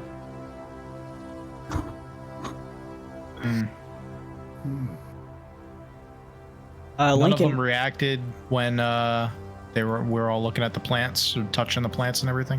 no, they didn't do anything. The one just continued to dig the hand shovel in and spread out bone fertilizer. Lincoln, in this hallway here, you see another what looks like walkway that could continue to lead over to the west side here. However, you also see the back end of what appears to be two more autognomes who stand at these sort of turnstile steel wheels, and there is a tapestry against the back that shows what appears to be an old wizened gnome in what looks like a researcher's outfit, donned in mostly blue, that seems to be overlooking an exotic area, different than the flesh plains here. And there appears to be, sort of in a more crude, paint-like manner, several other members of gnome-like people in similar garb behind him. That must be Gooberdon or whatever his name was. Beneath you, Lincoln, it appears at first like a dead end, but you notice there is a steel door attached to the wall. Secret door. Jimmy, open the door. You're good at those things. Yeah. Uncle Jimmy, this looks like two sets of steel panels that are closed in the center. There are no visible means of like a handle or keyholes or anything.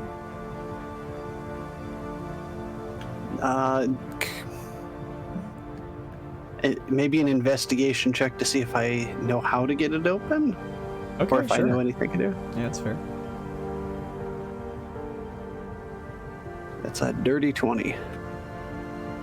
Uncle Jimmy, you get the sense that you've done this before. There are times when you need to get into spots that don't have an obvious area where you can just stick some lockpicks into. You get the sense that if you could wedge something in between these doors here, you could probably, with some forcefulness, pry it open. Seems to be the obvious way to get in. I'm gonna look to Lincoln. You know, I think I'm gonna just act like I'm gonna try to open the door to try to get in it and see if they get all hostile. Like maybe they'll open it for us, you know. If not, I'll just bust the damn thing open. Yes, both are good. I look to them and like just nod. I don't know. Jimmy ain't that smart. He's just gonna look over at him and nod and then try to act like he's going in the door. As you do, they begin to step forward a little, stepping a couple feet ahead, their eyes slowly shifting from the smile faces to a straight mouth and then a frown as they hold up a mechanical hand and wag their finger as if to say,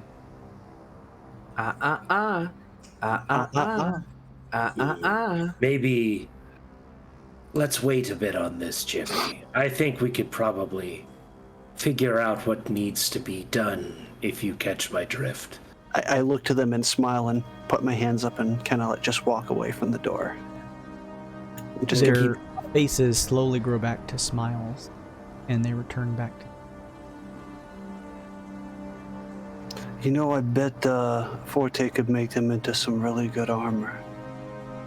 It's very true. We'll wait for the rest of the party to catch up, and then let them know, so we can get in that fucking door.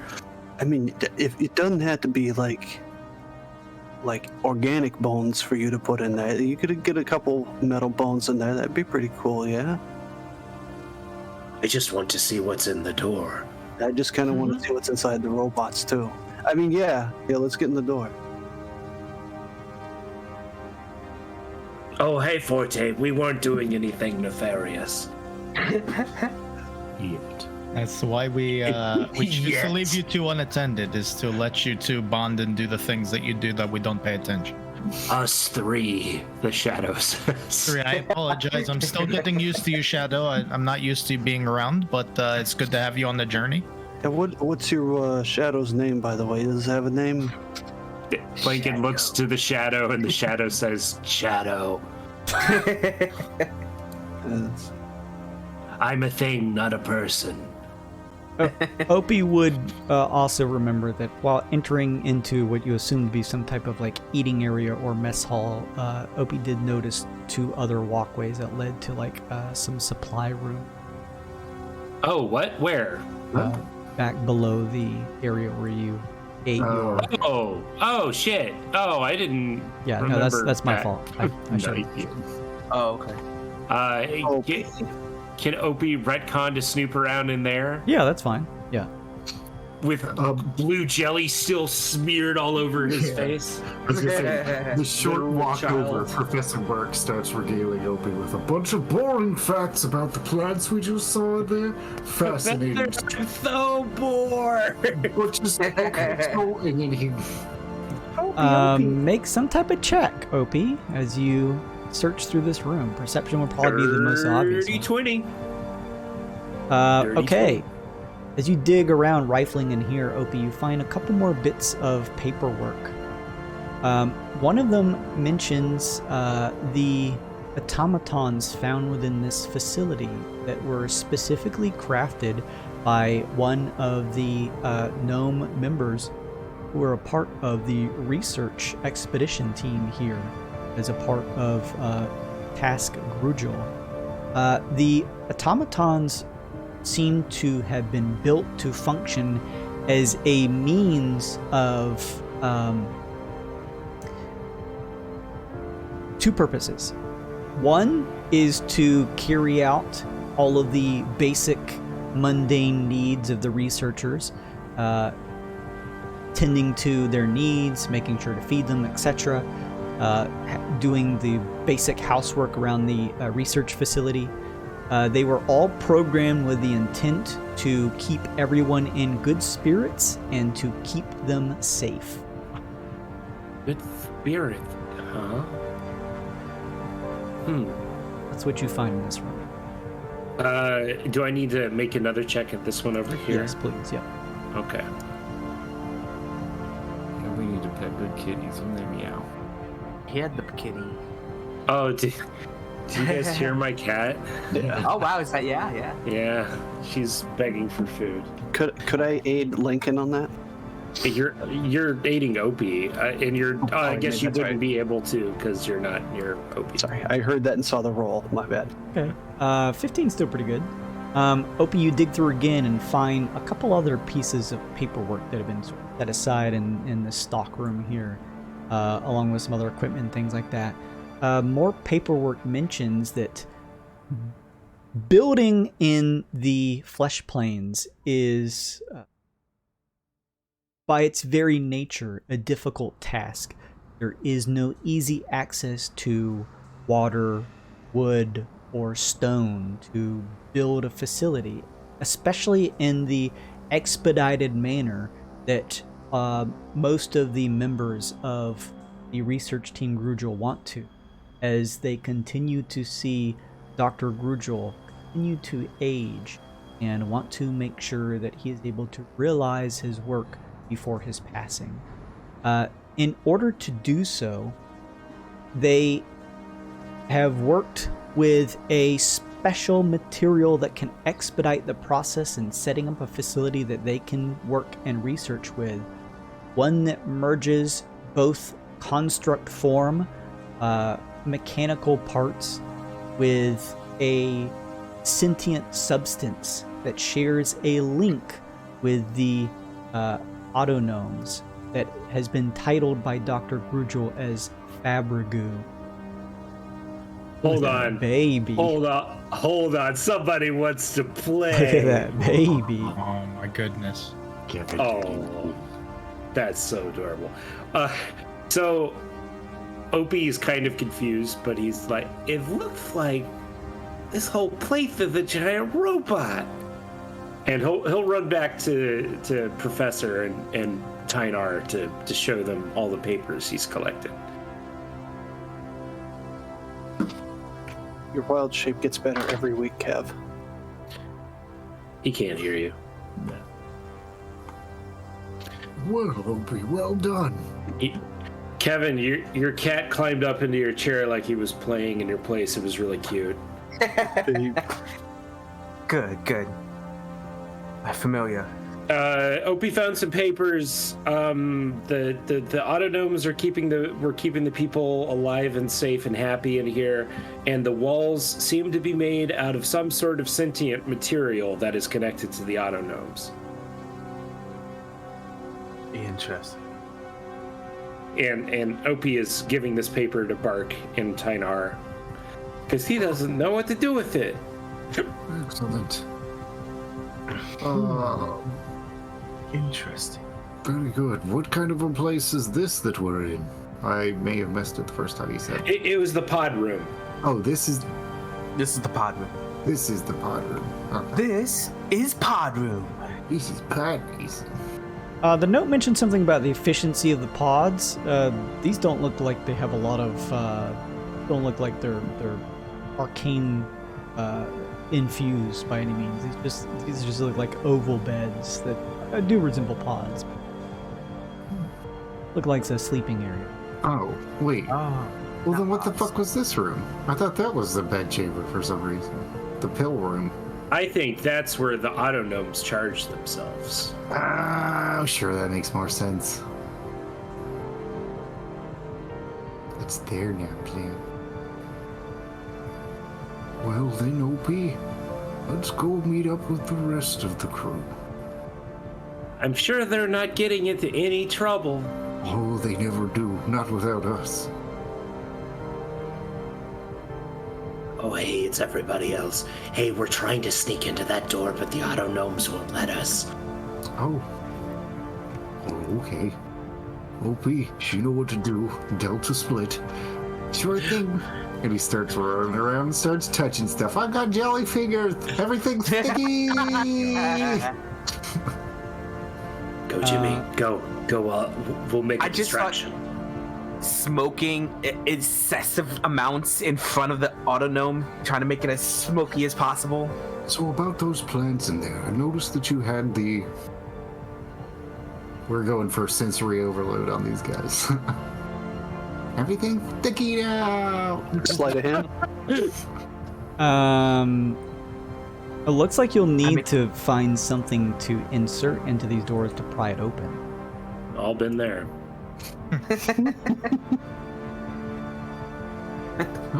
And then everyone else give me like a performance check, please. Oh. Oh, Fifth. fine. Former. I barely even know. A silly question. What kind of slot is it? Like a key slot? No, as I said, no key slots, nothing like that. It is like a elevator, two what look like stone, or I'm sorry, metal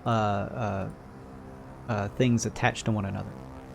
You'd have to stick something in the center to pry it open. There are no keyholes. There is no doorknobs.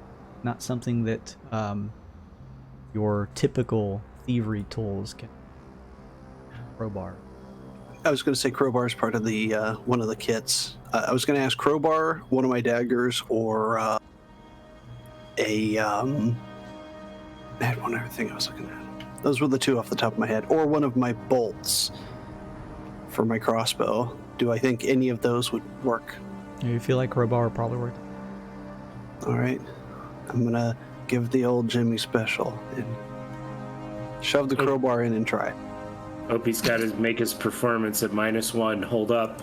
Wow. Hey, good job, Okay. Opie.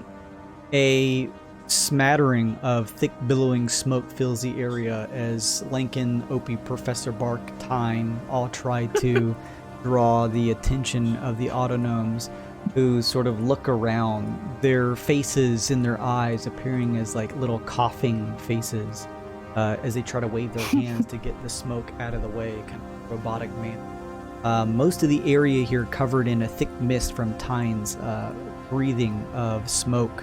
Uncle Jimmy, give me a athletics check, please, at advantage. Oh, no. At advantage, you say? Ah, yes. I'm going to add a +1 to this, so it's a natural roll.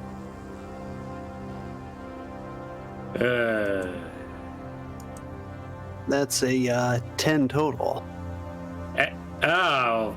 Try as you might, Uncle God. Jimmy, you are unable to pry the door open here.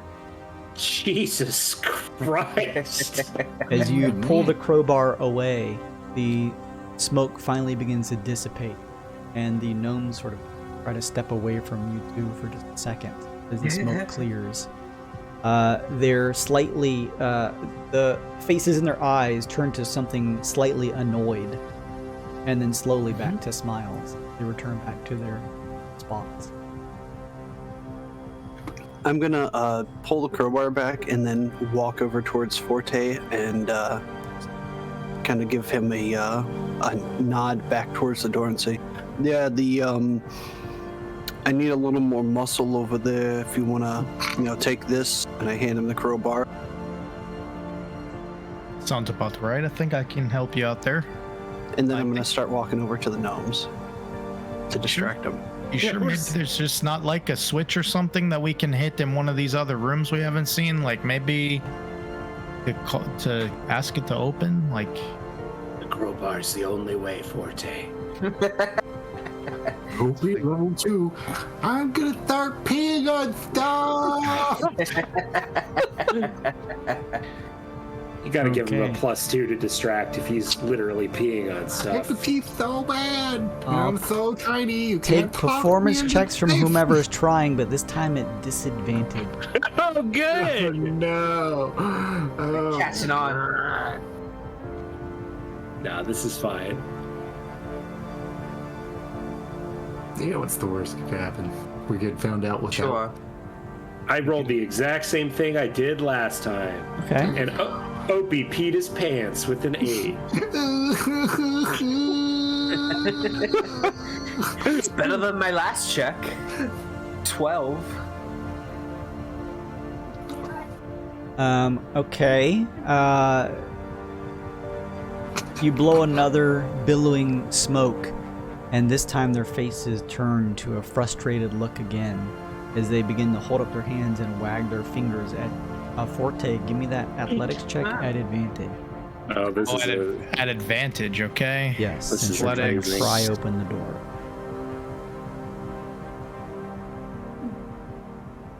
Jesus. Oh man. I don't know, guys. Maybe there's a switch in another room or something. I think there's a switch inside of one of these guys. Several autonomes begin to appear from some of the open areas as they all begin to have upset faces and wag their hands. Uh-oh. I'd like to walk to the corner over here. Okay, you can move your token there if you'd like to. And when I get over, no, I'm just saying it. When I get over there, I'm gonna put my hand on my crossbow and just get it ready. Not pulling it out, but just I'm gonna quick draw and cap this thing if they start attacking us.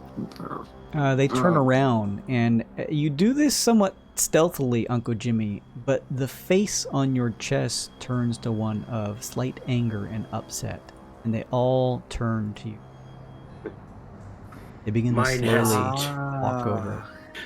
Mine hasn't changed from a devilish grin the whole time I've been here. I'm trying to give Forte a little extra time. Oh no, that's we're done with true. They want you to be happy. We found that out from Opie's thing. Yeah. I'm gonna put my hands up and kind of do the Han Solo, like, hey, like, I got it. Take my hands off the weapon and I kind of like, smile at them. I throw a knife into Jimmy's shoulder. What? Lincoln looks at the fucking symbol on Jimmy's chest and just goes, fuck, and just throws a knife into his shoulder. Jimmy's face is now very sad. How would you react to that, Jimmy? Actually, give me a Constitution saving throw, please. Jesus Christ. Lincoln just looks at Jimmy and says, wink. I don't even have to sell it. I just go, ah!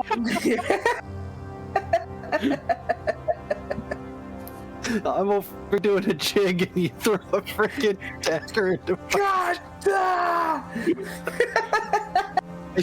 I look at him, understanding, but I grab it and try to pull it out, bleeding all over the damn place. Ooh. Jimmy's more sticky than me now. Several more autonomes pile into the room, all staring at your somewhat upset face, Uncle Jimmy, as you're pulling the dagger out. Jimmy, you take 7 damage.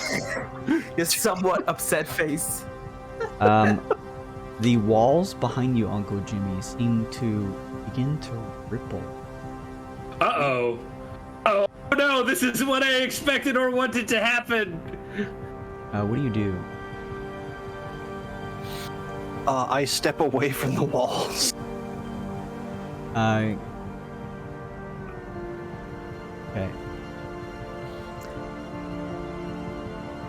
Your Constitution save was a 7. Yes. So, as you step away from the walls, the autonomes kind of step over here and pull you to the sides.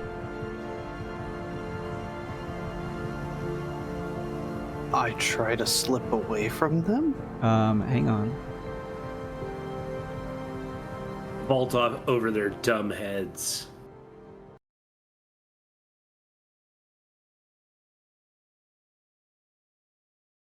The walls continue to ripple. And then begin to move. Uh-oh.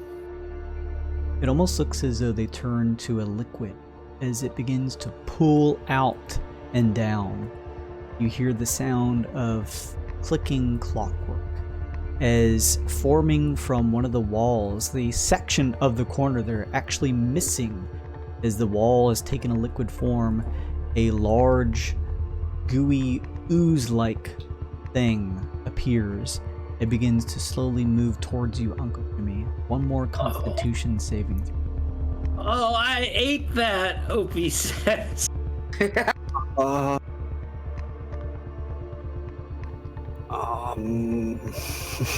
Damn it. I'm sorry, Jimmy. I didn't think this would happen. Forte, how's the door coming? That's a 17.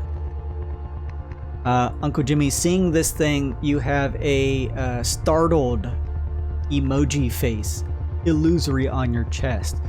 But now that you pulled the blade out from Lincoln, seeing this thing begin to form and slowly sludge its way towards you, you give a half-hearted smile, trying your best to push through the pain and the wonderment of the situation you're in. The face on your chest changes to a smile. All of the upset-looking faces on the autonomes look over and see this, and their expressions change to a smile as well. You watch as the gooey form of the strange ooze-like construct begins to shift back, pulling itself back up to the wall and flattening itself out, reforming and disappearing. Oh, that was weird.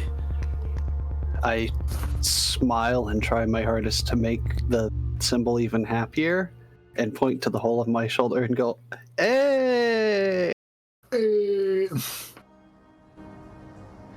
to help you out, Tyne cast Healing Word on you for 6 points of healing. I give one of those shitty grins where you kind of talk through your teeth. Oh, this is the best. Thank you. See? See? He's better. It's all good. I love playing video games. I'm sorry, Jimmy. I hope we could still be happy friends in the future. All of That's the autognomes' eyes in the room turn back to big smiles as you watch as many of them begin to leave for other areas. I just got a place to put an extra dagger now when I need one. I think the euphemism is don't upset the apple cart. Let's make sure that we check ourselves as we move through the rest of the room. Indeed. It was a good distraction. I promise not to throw any more daggers at any of you today. For a while. just for a while. I give him his dagger back. Thank you.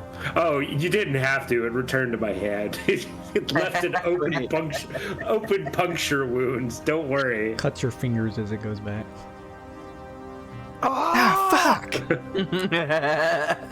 I mean, It's okay, Forte. You're still the strongest amongst us. Mr. Forte, I actually peed myself a little bit when that monster came for Jimmy. Can you clean my clothes? Can Forte do that? I think you have like one of those, what you call them, little cantrip spells. Don't have prestidigitation. Opie just got to walk around with pissy britches the whole time. I told you you shouldn't have gone on Splash Mountain first, Opie. Lincoln, you step through to an open area, what appears to be a large bathhouse. Clean, cool, and Opie. nice-looking water runs in a semicircled pool. We found a place Uncle Jimmy. for you to clean up. One of the autognomes steps out from a smaller room and turns, showing a face that seems to be covered in bubbles, and turns at the water, and then steps back in. Who's that? This guy down here? Yeah.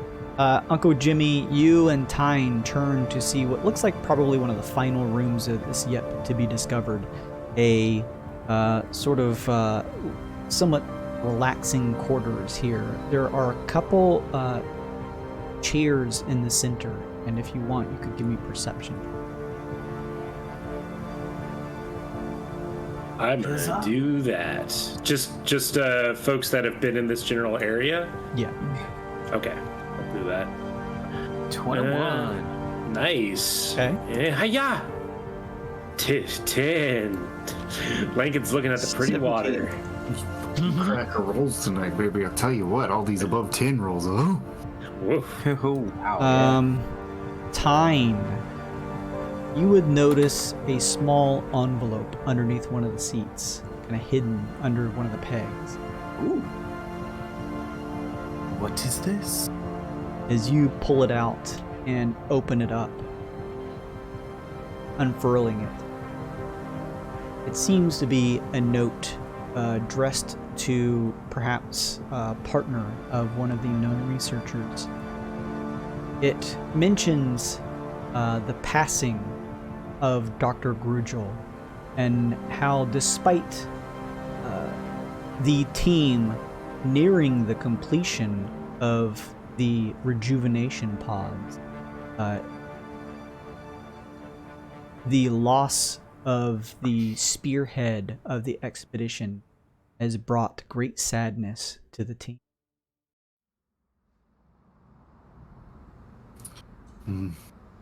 Didn't live to see his life's work completed. Or did he? Dun dun dun. I'll just pocket the note for now. Okay. I look the autonome and what was this room for? Is this the rejuvenation pod? It shakes its head no, and you watch the faces in its eyes begin to shift to a face that is covered by a book with pages flipping. Oh, place to read. It nods. What is it? I was just gonna say, can any of us like search around for a way to unstick this door that Forte was next to? Like a control panel or like a... I mean, I guess there's all these like weird turn knobs around here, but I don't think those are attached to anything in particular. Yeah, I'll check out the knobs. I wish I hadn't said that. Check those knobs out, Opie brother. starts to go into like the little shower chamber, and Professor Buck's like, "Oh, don't wander off. Let's not split up." And Opie's like, "Don't! I'm gonna be naked, Professor Buck." He's like, "Well, fair enough." And he walks away and starts, oh god, fiddling with the knob over here. You made it so much worse than it had to be. If you don't call it out, people miss it. No. Good night, everybody. You're out. Give me something to what- check. Oh boy. Investigation would probably be the best. I know a lot about these constructed environments. Investigation. Yes, oh boy. I know about plumbing though. Okay. It takes you a second to consider it. You've seen these in quite a variety of rooms. And as you study the valves, these seem to be pressure valves that could release pressure, which could potentially move certain objects in the facility. And you get the sense, Professor Bark, that they may be tied as you notice a small indention in the floor, the blue floor, one that you didn't connect just yet since it wasn't like a blue glowing line or anything like that, that do seem to run back through the halls leading back to the set of steel metal door. You get the sense from your investigation check that these may be an alternative means to opening the doors, but you need to build up enough pressure to separate the two to open them. You need to find a way to activate 4 of them at once. Ooh. But you get the sense neat. that doing so in front of the autonomes would cause them to be distressed, just as they did when Forte was trying to, or Uncle Jimmy was trying to open it. So okay, so it's 4 of them Yes. that we 4 need at to do. once. All right, I feel like 1, 2. I think we could probably do it out of sight of this gnome. 3, there's 3. Maybe But- this one. That's in the room with another dude right there.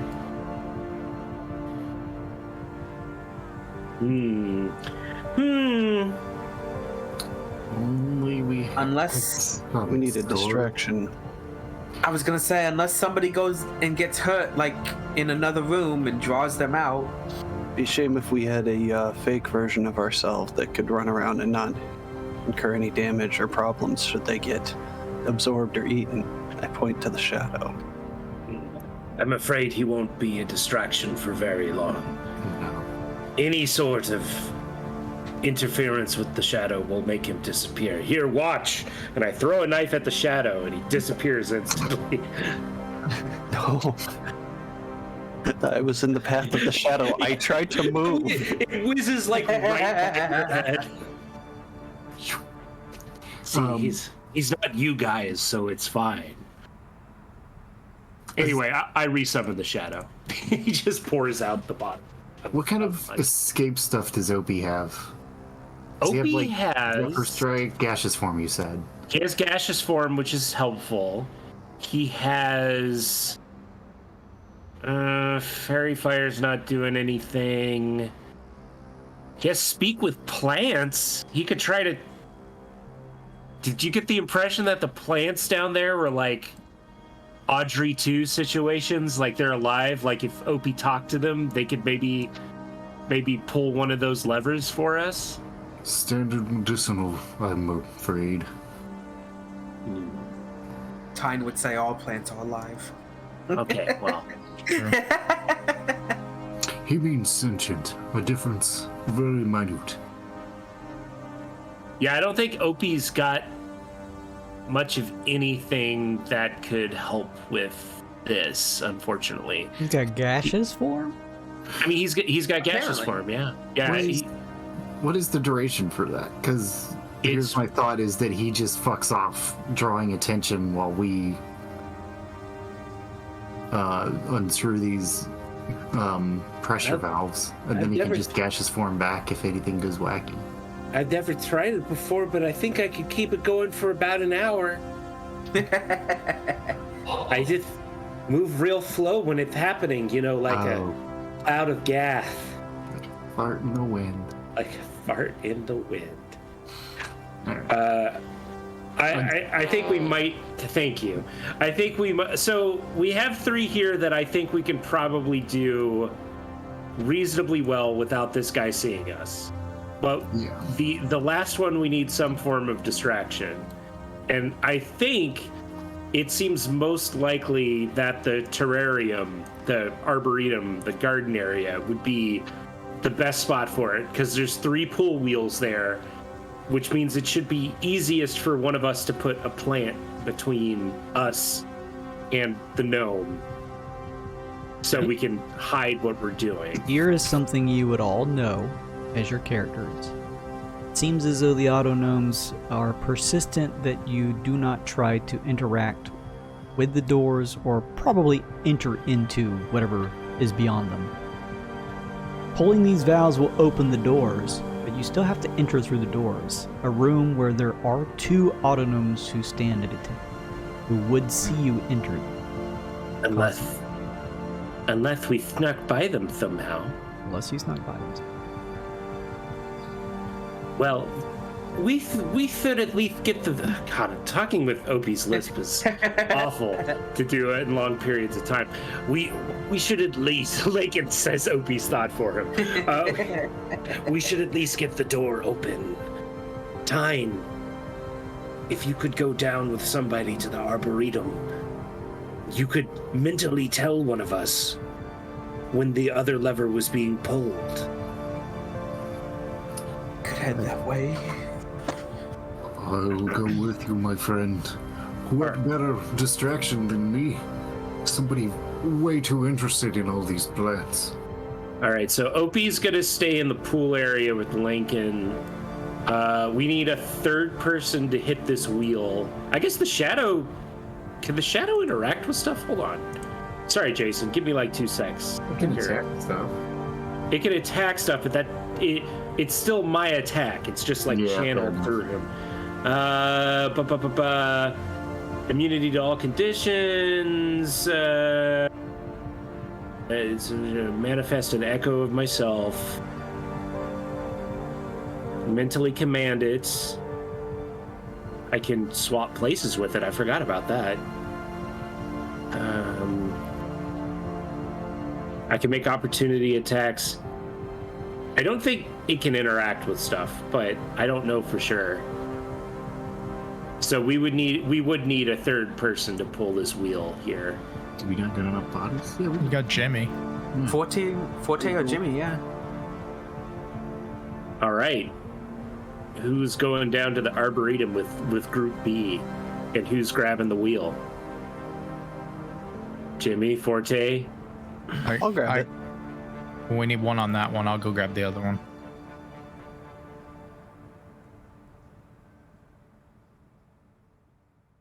I don't feel so safe up here next to the thing way over here if they're like him. So What thing? we'll No. do... They're the spooky robot man that might come out and eat me alive. That's okay. You take the one down here. Jimmy, you come to this other one that's more in view of the robot man. No problem. And then the shadow will stand there staring at him ominously. I've only got one change of pants today. And he's already soiled it. Who's got Tynar's mental link? I'll give it to Lankin. Okay. It's my normal go-to. I'll let everybody know. On my signal. I'm just going to say signal out loud. What? I'm assuming we'll probably start with Bart, Tyne, and Forte. What are you all doing down here in this area? I'm gonna start digging at the plants. He was digging at them, so I'm gonna start, like, after he fucks off of one, I'll just come in behind him and start kind of like picking at it, see if he reacts to it. And as soon as he does, Tynar, you start digging into the dirt that he seems to be fertilizing with a box held in hand, and as you do, he pays no attention and continues on. pass. He's not he's not like watching each of you like a hawk. He does seem to be in his own work, spreading out this bone meal. But he does occasionally look up to see each of you and then continue to do so. So it's not like he's completely distant. Oh, I got it. I will, I'm gonna speak this out loud before I do it. I'm thinking maybe I just make a false play for this handle over here. That'll definitely get his attention. Oh. Maybe, yeah.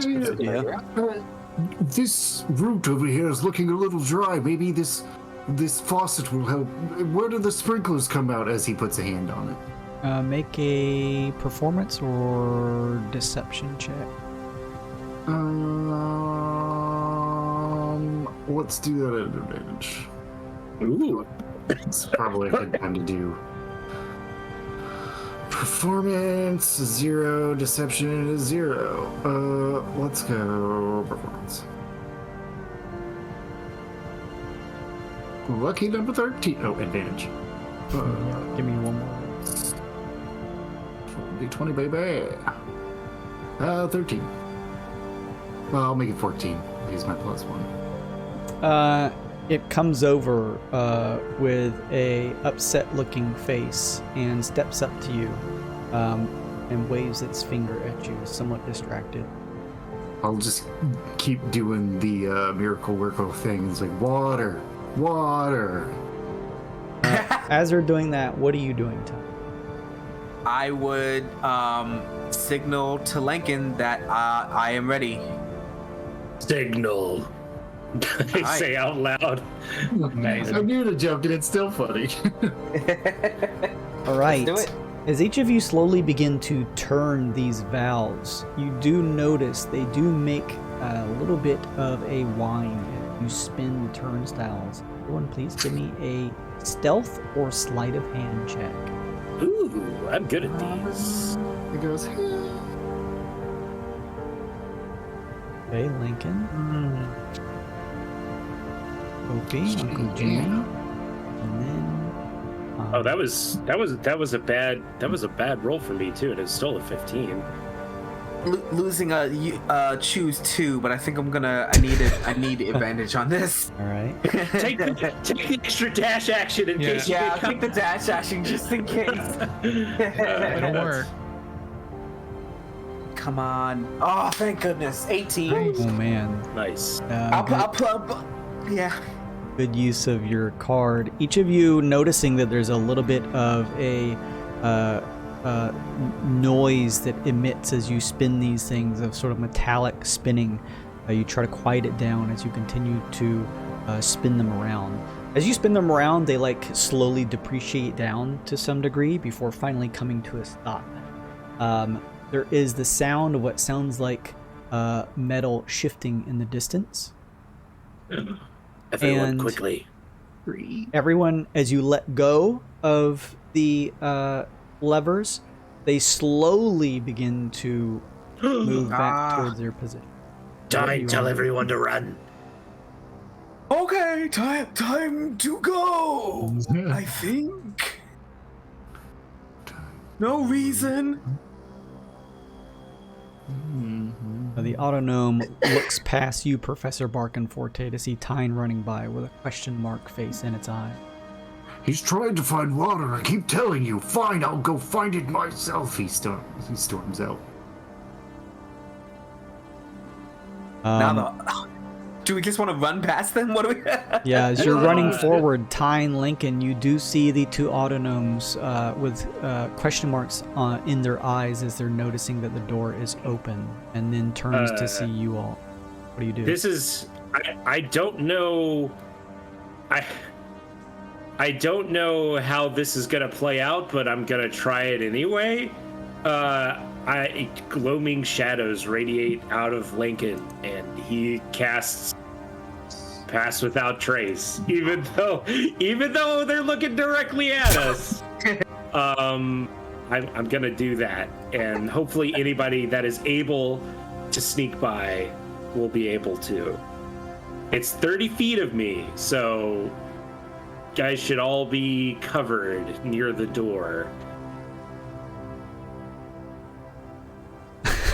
Yeah, I don't have any utility to help with this. I'm looking trying to think of everything sideways. Lincoln, Tyne, you do both notice, so this is all happening sort of like in a split-second time. You cast this, Lincoln, and as you're rounding the corner, both of you see the two steel doors open, leading into what looks like a darkened staircase leading down, but the doors are slowly but surely going back to it.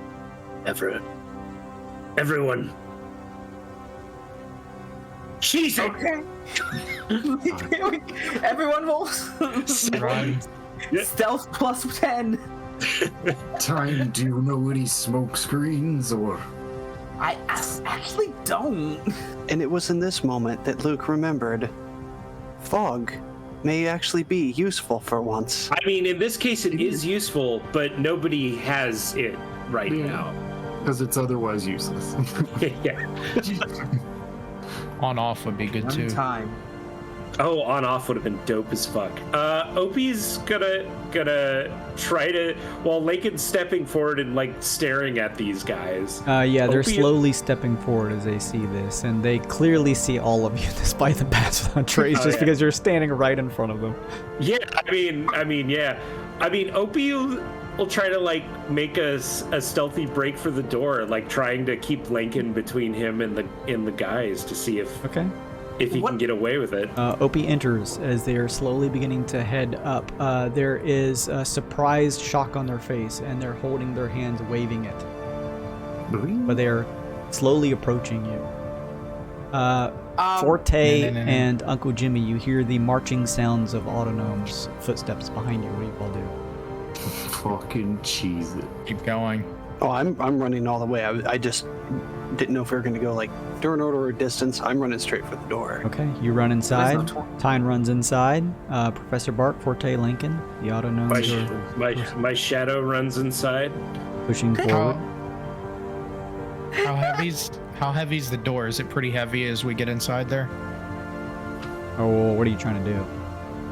I'm pushing past it, but you know, it's like when you put your hand in front of the elevator to make it open back up. Oh, this thing's gonna crush your hand if you do that. There's enough time Okay. for everyone to run in to get in if you all book it now. Yeah. So Professor Bark runs in, Forte runs in, Lincoln. You see the others. The doors are closing. What do you do as the autonomes continue to press forward? How close is the door to closing? You probably have like 5 more seconds. Oh, perfect. I'm gonna wait till like 2 more seconds and then snap my fingers and I swap places with my shadow.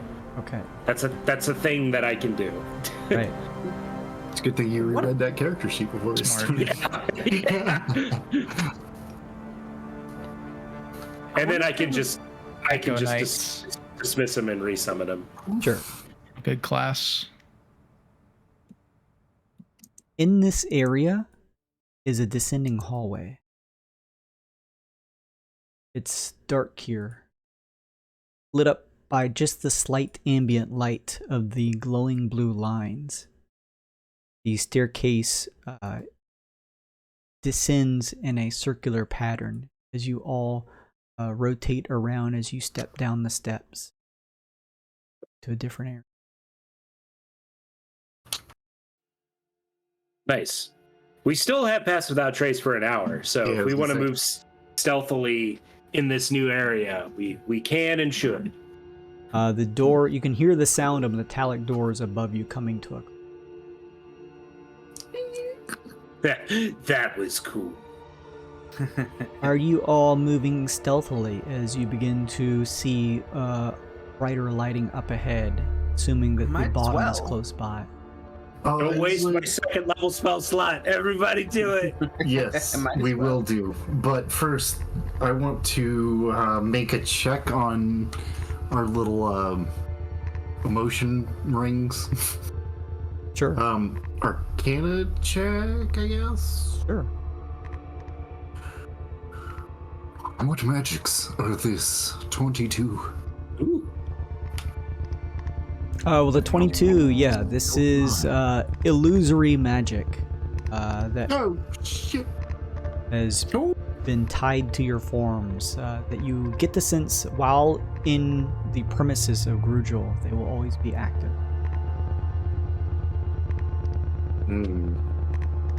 I wish to attempt to dispel Ooh. Jimmy's. Ooh. Dispel. Jimmy, are you okay with this? Dispel my. your mood ring. I wonder. My mood ring? Your fucking thing on your chest. Yeah, Your your emoji face on thing. your chest. Oh, yeah, that's fine.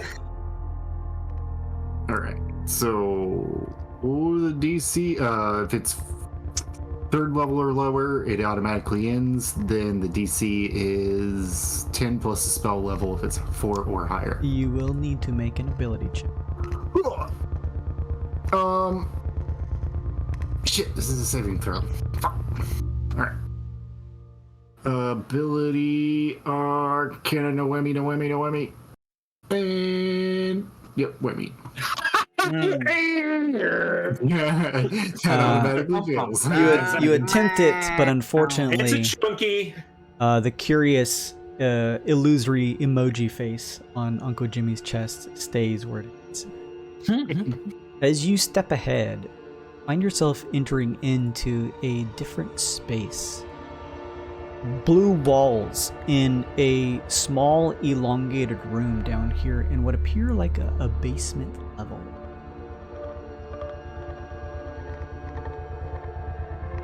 Neat. The air here colder than above, almost a bit chilly. As you look on, there is soft blue lighting, and the walls, floor, ceiling relatively featureless, except glowing blue light from cylindrical areas lined up against the wall. There are 6 that line up here. They appear to be pods of some type. Inside appear to be some form of bedding, sits elevated off the ground, and a glass enclosure sits in front of keeping whatever is inside still. You notice as you look inside each of these 6 bays, you see 6 gnomes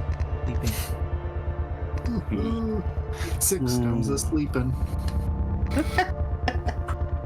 They don outfits that are similar to the ones that you recognize, Lincoln, from the portrait you saw up above.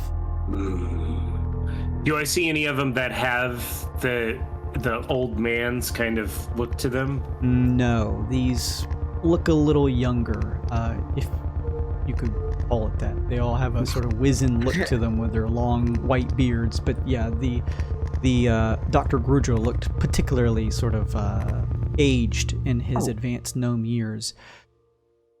Did I forgot to tell you he died? I found a note about it. At each of the 6 pods, on the sides of them, there appears to be a arcane bar that seems to slowly be ascending in small dots. It seems as though the pattern goes from 1 to 10, and the dots are going now from an 8 to a 9. What is the meaning of this? Are they sleeping, healing? What is happening? I will make an educated guess. Insightful guess? And my notes said something called a rejuvenation pod, didn't they? Yes. Yeah, I think Opie found something about them. Yeah. Lincoln assumed it was the bedroom area, but it may have been this area. I can assist you. Hey, I can assist you. Oh, Roll again. I've rolled 2 That's 20s and 2 1s today, baby. I can assist you. Excellent. Maybe your roll would have been better. You'll love to see it. At first, Professor Bark, these things seem alien to you, but Tyne steps up, and throughout each of your journeys, the two of you have sometimes bonded, putting heads together. Tyne's not a professor himself, but certainly has an understanding of the natural world and the medicinal world, through a variety of means, you could say. And It's medicinal. between the two of you studying these pods and putting together the notes that you were able to find throughout the facility, you get the sense that these are some type of pods that heal individuals from certain injuries. And the slowly ascending blue dots on the side that seem to be close to reaching 10, likely in about the next 60 or so seconds, will likely mean that the healing process has finished, and those inside the pods will likely. Oh, so they're gonna wake up super soon. Yeah. I'd like to assess their damage that is upon them. What sort of wounds? You did a medicine check. You noticed no wounds. Interesting. That you can see by wish- like pushing your face up to the glass. You did a medicine check. You noticed no. Me. You can see by like pushing your face. I'm running out of ideas. You guys can jump in. I think so. We don't even know what supplies they needed. They're about to wake up. I say we let them wake up, and then don't jump out and go ooga booga booga. Just be like, "Hey, what's up? We're here to deliver supplies. What do you guys need? What's going on?" Oh, Kevin, you're Somebody's behind. Kevin, you live feed of the Twitch. Yep. Are you all waiting? I say we then? just wait. Yeah. Unless you guys have any other ideas. Yeah. How do we appear as less threatening as possible? Maybe you should kneel or just not be so ominous. How do I do that? Lincoln's gonna like kneel and just be like face level with his bone antler skull. As they wake up. I'll stand in the staircase. How about that? Yes. Lincoln Pass Without Trace floats back to the staircase. Yeah, you all descended down the steps without like making a single noise. You all feel pretty stealthy. You feel like you don't even need to really do all that much to hide from them. Anything, they may be scared to realize that you're there. Let's not jump scare them as soon as they wake up from healing. No, yeah. You have to like the Five Nights at Freddy's scream as soon as first thing that happens when they wake up. Hey guys. You all watch as on each of the 6 pod bay doors, the tickers in. You watch as the glass casing in the front of the pods slowly begins to descend, and there is an expulsion with a high-pitched whine of a white gas that pours out as each of the pod bay doors open. Each of the gnomes, at first still and sleeping, slowly begin to roll and shift around. Some of them holding their heads, others pulling themselves to their feet. You watch from the corner of the room or wherever you're standing as they seem to sometimes check at certain portions of their bodies. One kind of grabbing at a shoulder, and pulling back their suit to look. Another pulling up the pant leg and staring at it and pulling it back down. You hear one of them yell, "Gentlemen, everyone accounted for? All 6 of those who are left?" You hear voices from the others as they begin to slowly shift off of their bedding. "Yes, I believe we're all here." They slowly begin to step out. And are you guys like standing somewhere where you're apparent? How's this working? Yeah. Yeah, we're I'll not be trying to like. Go ahead. Yeah, I'll be jauntily like leaning on time. They're sort of brushing themselves off as the 6 of them step out, and they slowly turn to notice each of you before one of them says, "Jesus Christ! There's no need to be. Who the hell are alarmed. you?" We come from the Helper's Hand Guild. We've come to bring supplies. You sent for us. They have a confused face, and as they do, you notice as they are sort of pulled themselves off their beds, each of them also have faces on their chests. A lot of their illusory faces look to be of confusion and what almost looks like desperation, like a It's okay. frowny face. One of them holds up one of the wrenches in their hands, or some wrench-like device.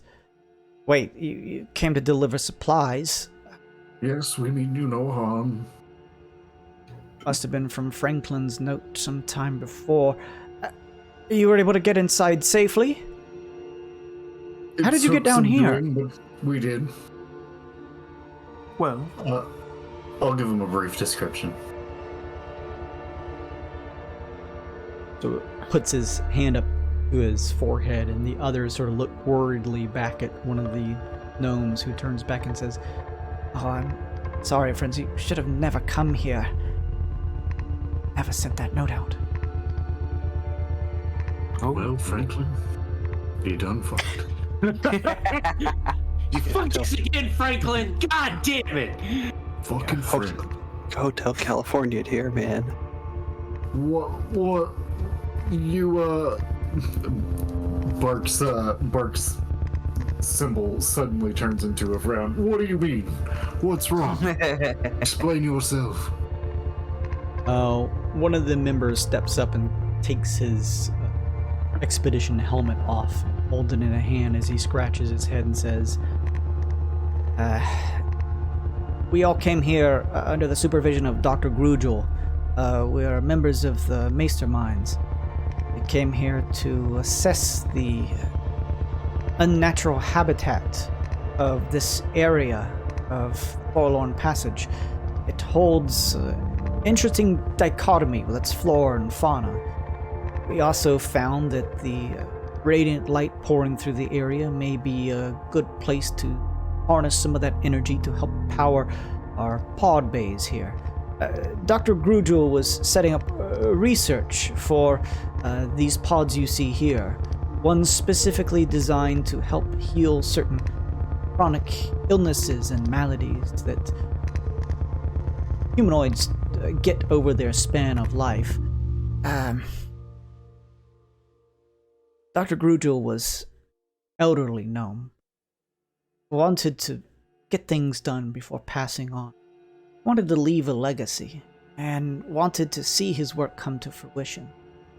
He expedited the process and wanted the entire facility built of a sentient ooze that we've constructed. It's delicious. Well, yes, it is edible in some portions when properly facilitated through the productive means. But yes, it was easy to set up a base here. We also set up a host of autognomes that were linked with the hive mind who could help work with the Fabragoo, as Dr. Grugel called it, and maintain the facility and ensure that none of those of us who were carrying out our research came to any harm. They were programmed first and foremost to keep us happy and safe.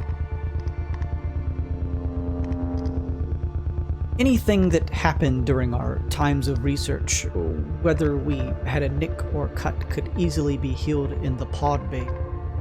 But unfortunately, despite everything we tried to do, The pod bays were never built, the rejuvenation pods, they were never built to heal the natural process of death, which is unfortunately what Dr. Grugel experienced in the final days of our research.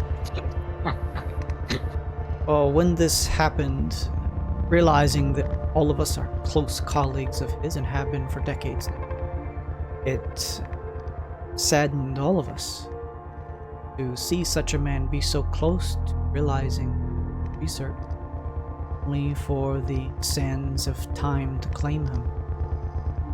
We're not a large research group. There were, say, 15 or so of us. Fortunately, the sadness spread around. We couldn't help but grieve, for the doctor helped us not only as a friend and colleague, but also as a scientific partner, reaching a place so high. We're not sure what exactly happened. We believe it to be an error in the programming of Autonome. But to the best of our knowledge, we believe that they assumed our sadness to be an illness in and of itself, one that was spreading like a plague from one of us to the next, on the realization that Dr. Grugel had passed. They, having a link with the Fabrigu, assumed that this illness or virus, whatever they deem it, needed to be quickly dealt with so that it did not pass through the rest of the crew. So they used the Fabrigu and started to end some of our research members' lives. Those of us who are here, the 6 of us that are left, we did not escape in one piece. So the Fabrigu, between that and the Autonomes, some of us more than others, took some severe lashes and different sort of, blunt trauma trying to escape from them. They locked down the facility so we could not leave through the front doors. The only means of escape we knew of was likely down here, where they're not programmed to come into. Anything inside of the rejuvenation pods is not of access to them. So, not wanting to transpire from our wounds, we threw ourselves inside. I believe you have come upon us just as we have finished. Lincoln slowly emerges from the darkness and says, "Did we murder Oh my our God! way out?" He's one of us! He's one of us! Hello. Don't let He his does- appearance frighten you. He doesn't mean you no harm, but at least enough that you'll be safe. I mean much harm to those creatures upstairs. You seek rescue, do you not? Yes, but I think you must understand the severity of the situation. This entire facility is one sentient being. We are safe down here for at least a certain amount of time before we run out of food and drink, but once we step foot upstairs, either between those of us who have survived the attack or your group, will likely set them off and they will attack again. And if they do, I see no means of escape. What if we Well, stabbed them until they stopped moving?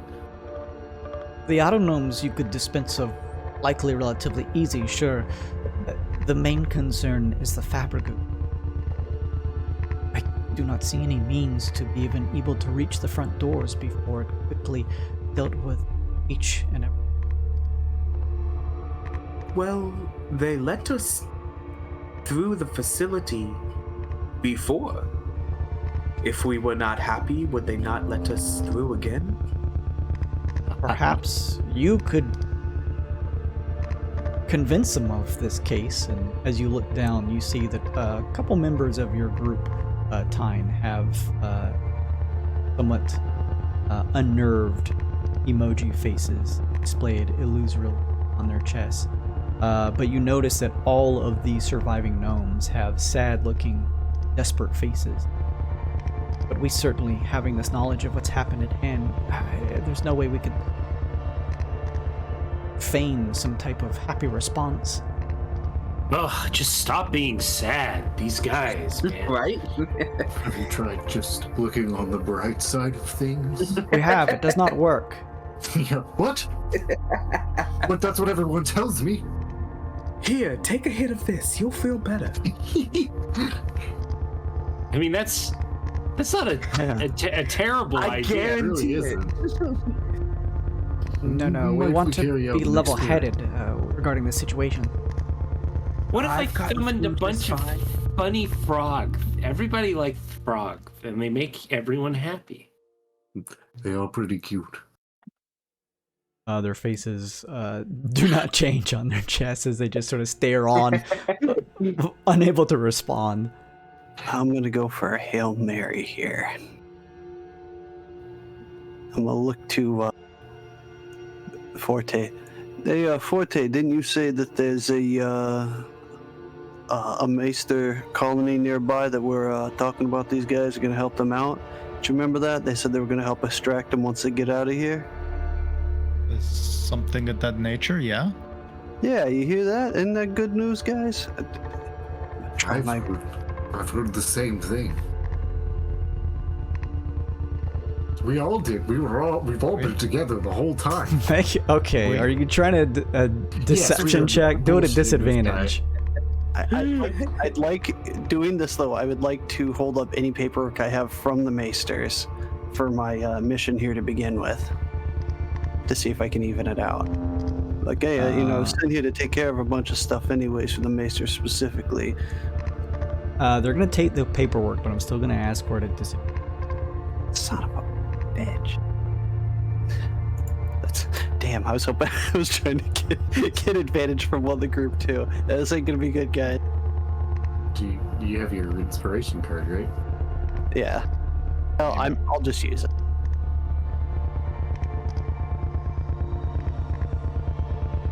All right. Stranger Things, man. Yeah, it's fantastic. 10 out of 10. What? That's why I was asking the group. I was hoping it would either give advantage or make a roll. The gnome flips through the paperwork for just a second and then just sort of raises an eyebrow and gives you a look like really, and just points at your chest. Wait. And you look down, Uncle Jimmy, and there's a version of your emoji touching it, its nose and then giggling. We know you're not telling us the truth. We all wear our emotions quite literally in front of us. There's no need for us to Didn't you see one use your another. Yeah. Didn't you use your card? Shouldn't you have had advantage? No, that It was was with at disadvantage. Oh. Well, in that case, we really have to fight our way out. It's Surely between the six of you, scientific minds could suss out some sort of weakness of the fabricoo. Something, anything to go off of. Does it not like high places? The Fabragoo has no fears. It's just programmed to either fabricate or defabricate. So, I have a question for you, and I know you're very smart, and I like to work with machines. You said this is a programming defect of some sort? We assume so, yes. Would there be some way to system backdoor the programming of some sort? Maybe tell it, actually, no, it's not the disease, it's cause for evacuation. Yes. Well, answer that question first. They all look to one another and scratch at their beards. They all kind of huddle together, and you hear several hushed whispers. One of them pulls their heads out as they stand back up and look towards you, as one of them says, "You bring up a fair point. We don't think we could do exactly something like that, but something similar. A task that we assumed initially would be impossible to do so, but with the likes of you all seeing that you all seem to have some amount of combat prowess, they say, kind of staring at your weapons displayed at yourself. Yes. It may be possible that if you were to buy us enough time and keep us protected, if we could get our hands on one of the auto units, we could potentially rewire it to distribute a packet between the others that would reset their memories, make them forget of events that have happened. I think we can do that. What would be the resultant of such a thing? Would they now regard all of us as hostile by default? Well, certainly in this situation, we all wear our feelings on our chests, he says, slapping his chest with a frowny face. But all of us with certainty would know that if they were reset, so too would their memories. We would all naturally be at a neutral state again, as would they. We could start afresh and new. And with that being said, what of the larger one that kind of materialized through the wall? That's the goo. You mean the Fabrigoo? Is it just makes as many of them as it wants from the walls? Yes, the entire facility that you were walking through, the floors, the ceilings, the walls, that's all the Fabrigoo. Lincoln turns towards a wall and starts stabbing it. Not the ones down here. not. The ones upstairs. Oh, right. Okay, well, so many questions. Let's start with how many forms can Fabrigoo take? There must be an upper limit, even for masterminds as brilliant as yourselves. Shifts from a solid state to an amorphous state. If it attacks, it will shift to a state of some liquidity, similar to that of an ooze, to attack. Sure, but I mean, I guess individual and distinct forms. Is it something they can replicate more than one, or is it just Oh, they could. from one host? I mean, have you seen the volume of architecture up above us? Yes. It could form an entire army. No. That made my tummy upset. In that case, then, it sounds like we must quickly apprehend one of these gnomes, and auto gnomes specifically, not Yes, the rest. the robot forms, please. Yes. Provide them for you to rewire while we hold off the rest of the facility. Yes. Here's a thought. What if we dragged a auto gnome down here where the rest of them can't come? That sounds like a good idea. We could try this. However, we have instigated a programming in them that once brought through this door, a door in which they were never programmed to enter, it would cease to function. They would effectively turn themselves off. We need a live unit to do this, meaning we'll have to do this on the ground floor. Good. My other question leaves very little room for error. But what if we made this entire facility, say, unlivable with a little bit of fire, gas? Oh, you would be destroying all of the research that we've worked to build for several decades now. We would hate that. Well, I believe it's mostly useless as it is right now. No, not at all. It's in perfect functioning order. But we just simply need to reset the situation that we find ourselves in. Do you know how to do that from in here? No, not from in here. As I said, that is impossible to do. But if you would all be willing to provide some form of means to oversee us, what this other Dwarven member brought up does seem to be a possibility, yes. Once impossible because it was just the six of us. We are not fighters. We are researchers. But with you all with us, it now seems to be a course of action that could probably be successful. See, I feel like my math isn't quite adding up to the same as yours. If this thing can replicate infinitely, it doesn't matter how many of us there are. No. We have to buy them enough time to finish their Correct. job. Time is the matter here. And as soon as we're able to override their functions, because of the collective hive mind between the autonomes and the Fabrigu's attacks would immediately cease. We only need a matter of time. Oh boy. And, This sounds fun. is there any sort of deficiencies or things that the Fabrigu kind of say falls apart against or doesn't like, or is there any sort of harshness that it's we can use to our advantage? Any weaknesses? Yes, weakness. Darn. Is it allergic to shellfish? No, not shellfish. They turn and tell you, Can we freeze it, burn it? Can we what can we do to it? Electrocution, force, fire. poison, and psychic damage have no means of harm on the entity. Oh, that's good to know. Can't take psychic. Provided you have magical weaponry, you should be able to at least damage those, the ones that are here. They have a number of defensive aptitude within each of them. So trying to do things that may affect a typical humanoid, such as blinding them or charming them, scaring them, it does little to work. In terms of any of their actual weaknesses, there are no natural ones.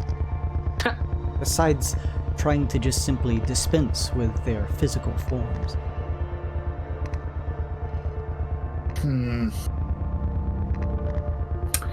Well, what kind of tools do you need besides the auto gnome? That's it. That and time. Time and auto Well, gnomes. When are we going to... really one course of action? Yes, yes. Lincoln's emoji turns to a big smile. Yours as well. One Okay. final point of notation is do your best if the Fabrigu is summoned and this routine that we are setting up comes to a course of action that we pursue and the Fabrigu are summoned by the autonomes. Do your best to maintain distance from them. They will attempt to disassemble either your weaponry or yourselves. Ugh. Okay, Good to know. cool. Opie says, "All right, you guys, I got it." And he does the desk wipe thing and puts down a big piece of paper and brings out some crayons and like, "This is the plan." And then, to be continued. I like the Opie plans. All right. As Opie begins to draw and scribble on a parchment, Yeah, it's probably just a bunch of frog pictures. more valuable here. Yeah. No. It starts as a real plan and then devolves into frog pictures as he forgets what he's doing. It looks like Opie's drawing a floor plan, and then Opie does that thing where it's like, and two big balls up here, and it's a frog! Oh, This one looks like my uncle. With that, having met with the actual gnomes of the facility here, of the Research Center Grugel, that is where we will end tonight's session. We'll come back next week and see how you handle this situation. look at this team. We're gonna do great. I am very excited to plan to get out of an inescapable situation. This is my favorite part of D&D. Find yourself in one, yes. I hope everyone hanging out with us, watching, had fun. Thank you, Bay, for stopping in. Thank you, Quacka Stacka. I appreciate it. Thank you, Anna, for popping in the raid. That was very nice of you. Thank you, Mama Bear, for stopping by. And thank you, Jigglypuff Love One, for the follow. It's very nice of you. And thank you, whom else? Joko Parallel was Night here. And Parallel Night. Thank you for stopping in, everybody. If you haven't already, go check out my links. And if you want to come play D&D with me, you can do so by going to check out my Start Playing page. That's it for us tonight. Thank you so much for watching. I've been a little behind with the YouTube uploads. I'll get jumping back on that here with the next week or so and get the rest of those up there for those who prefer to kind of catch up through YouTube means. But of course, you can always catch any of the Twitch stuff here in the archives. All the one watches it. but it's here if you want to watch it Twitch-wise. Thank you, everyone, for stopping in. Take care of yourselves out there. We'll be back next week for more with Opie in tow. Mando's dealing with some IRL wildness happening, having to replace her carpet. So she'll be back next week and be joining us, and the party can fill her in on the insane things that are happening here in this session. So that's it for us. Goodbye, everybody. Goodbye.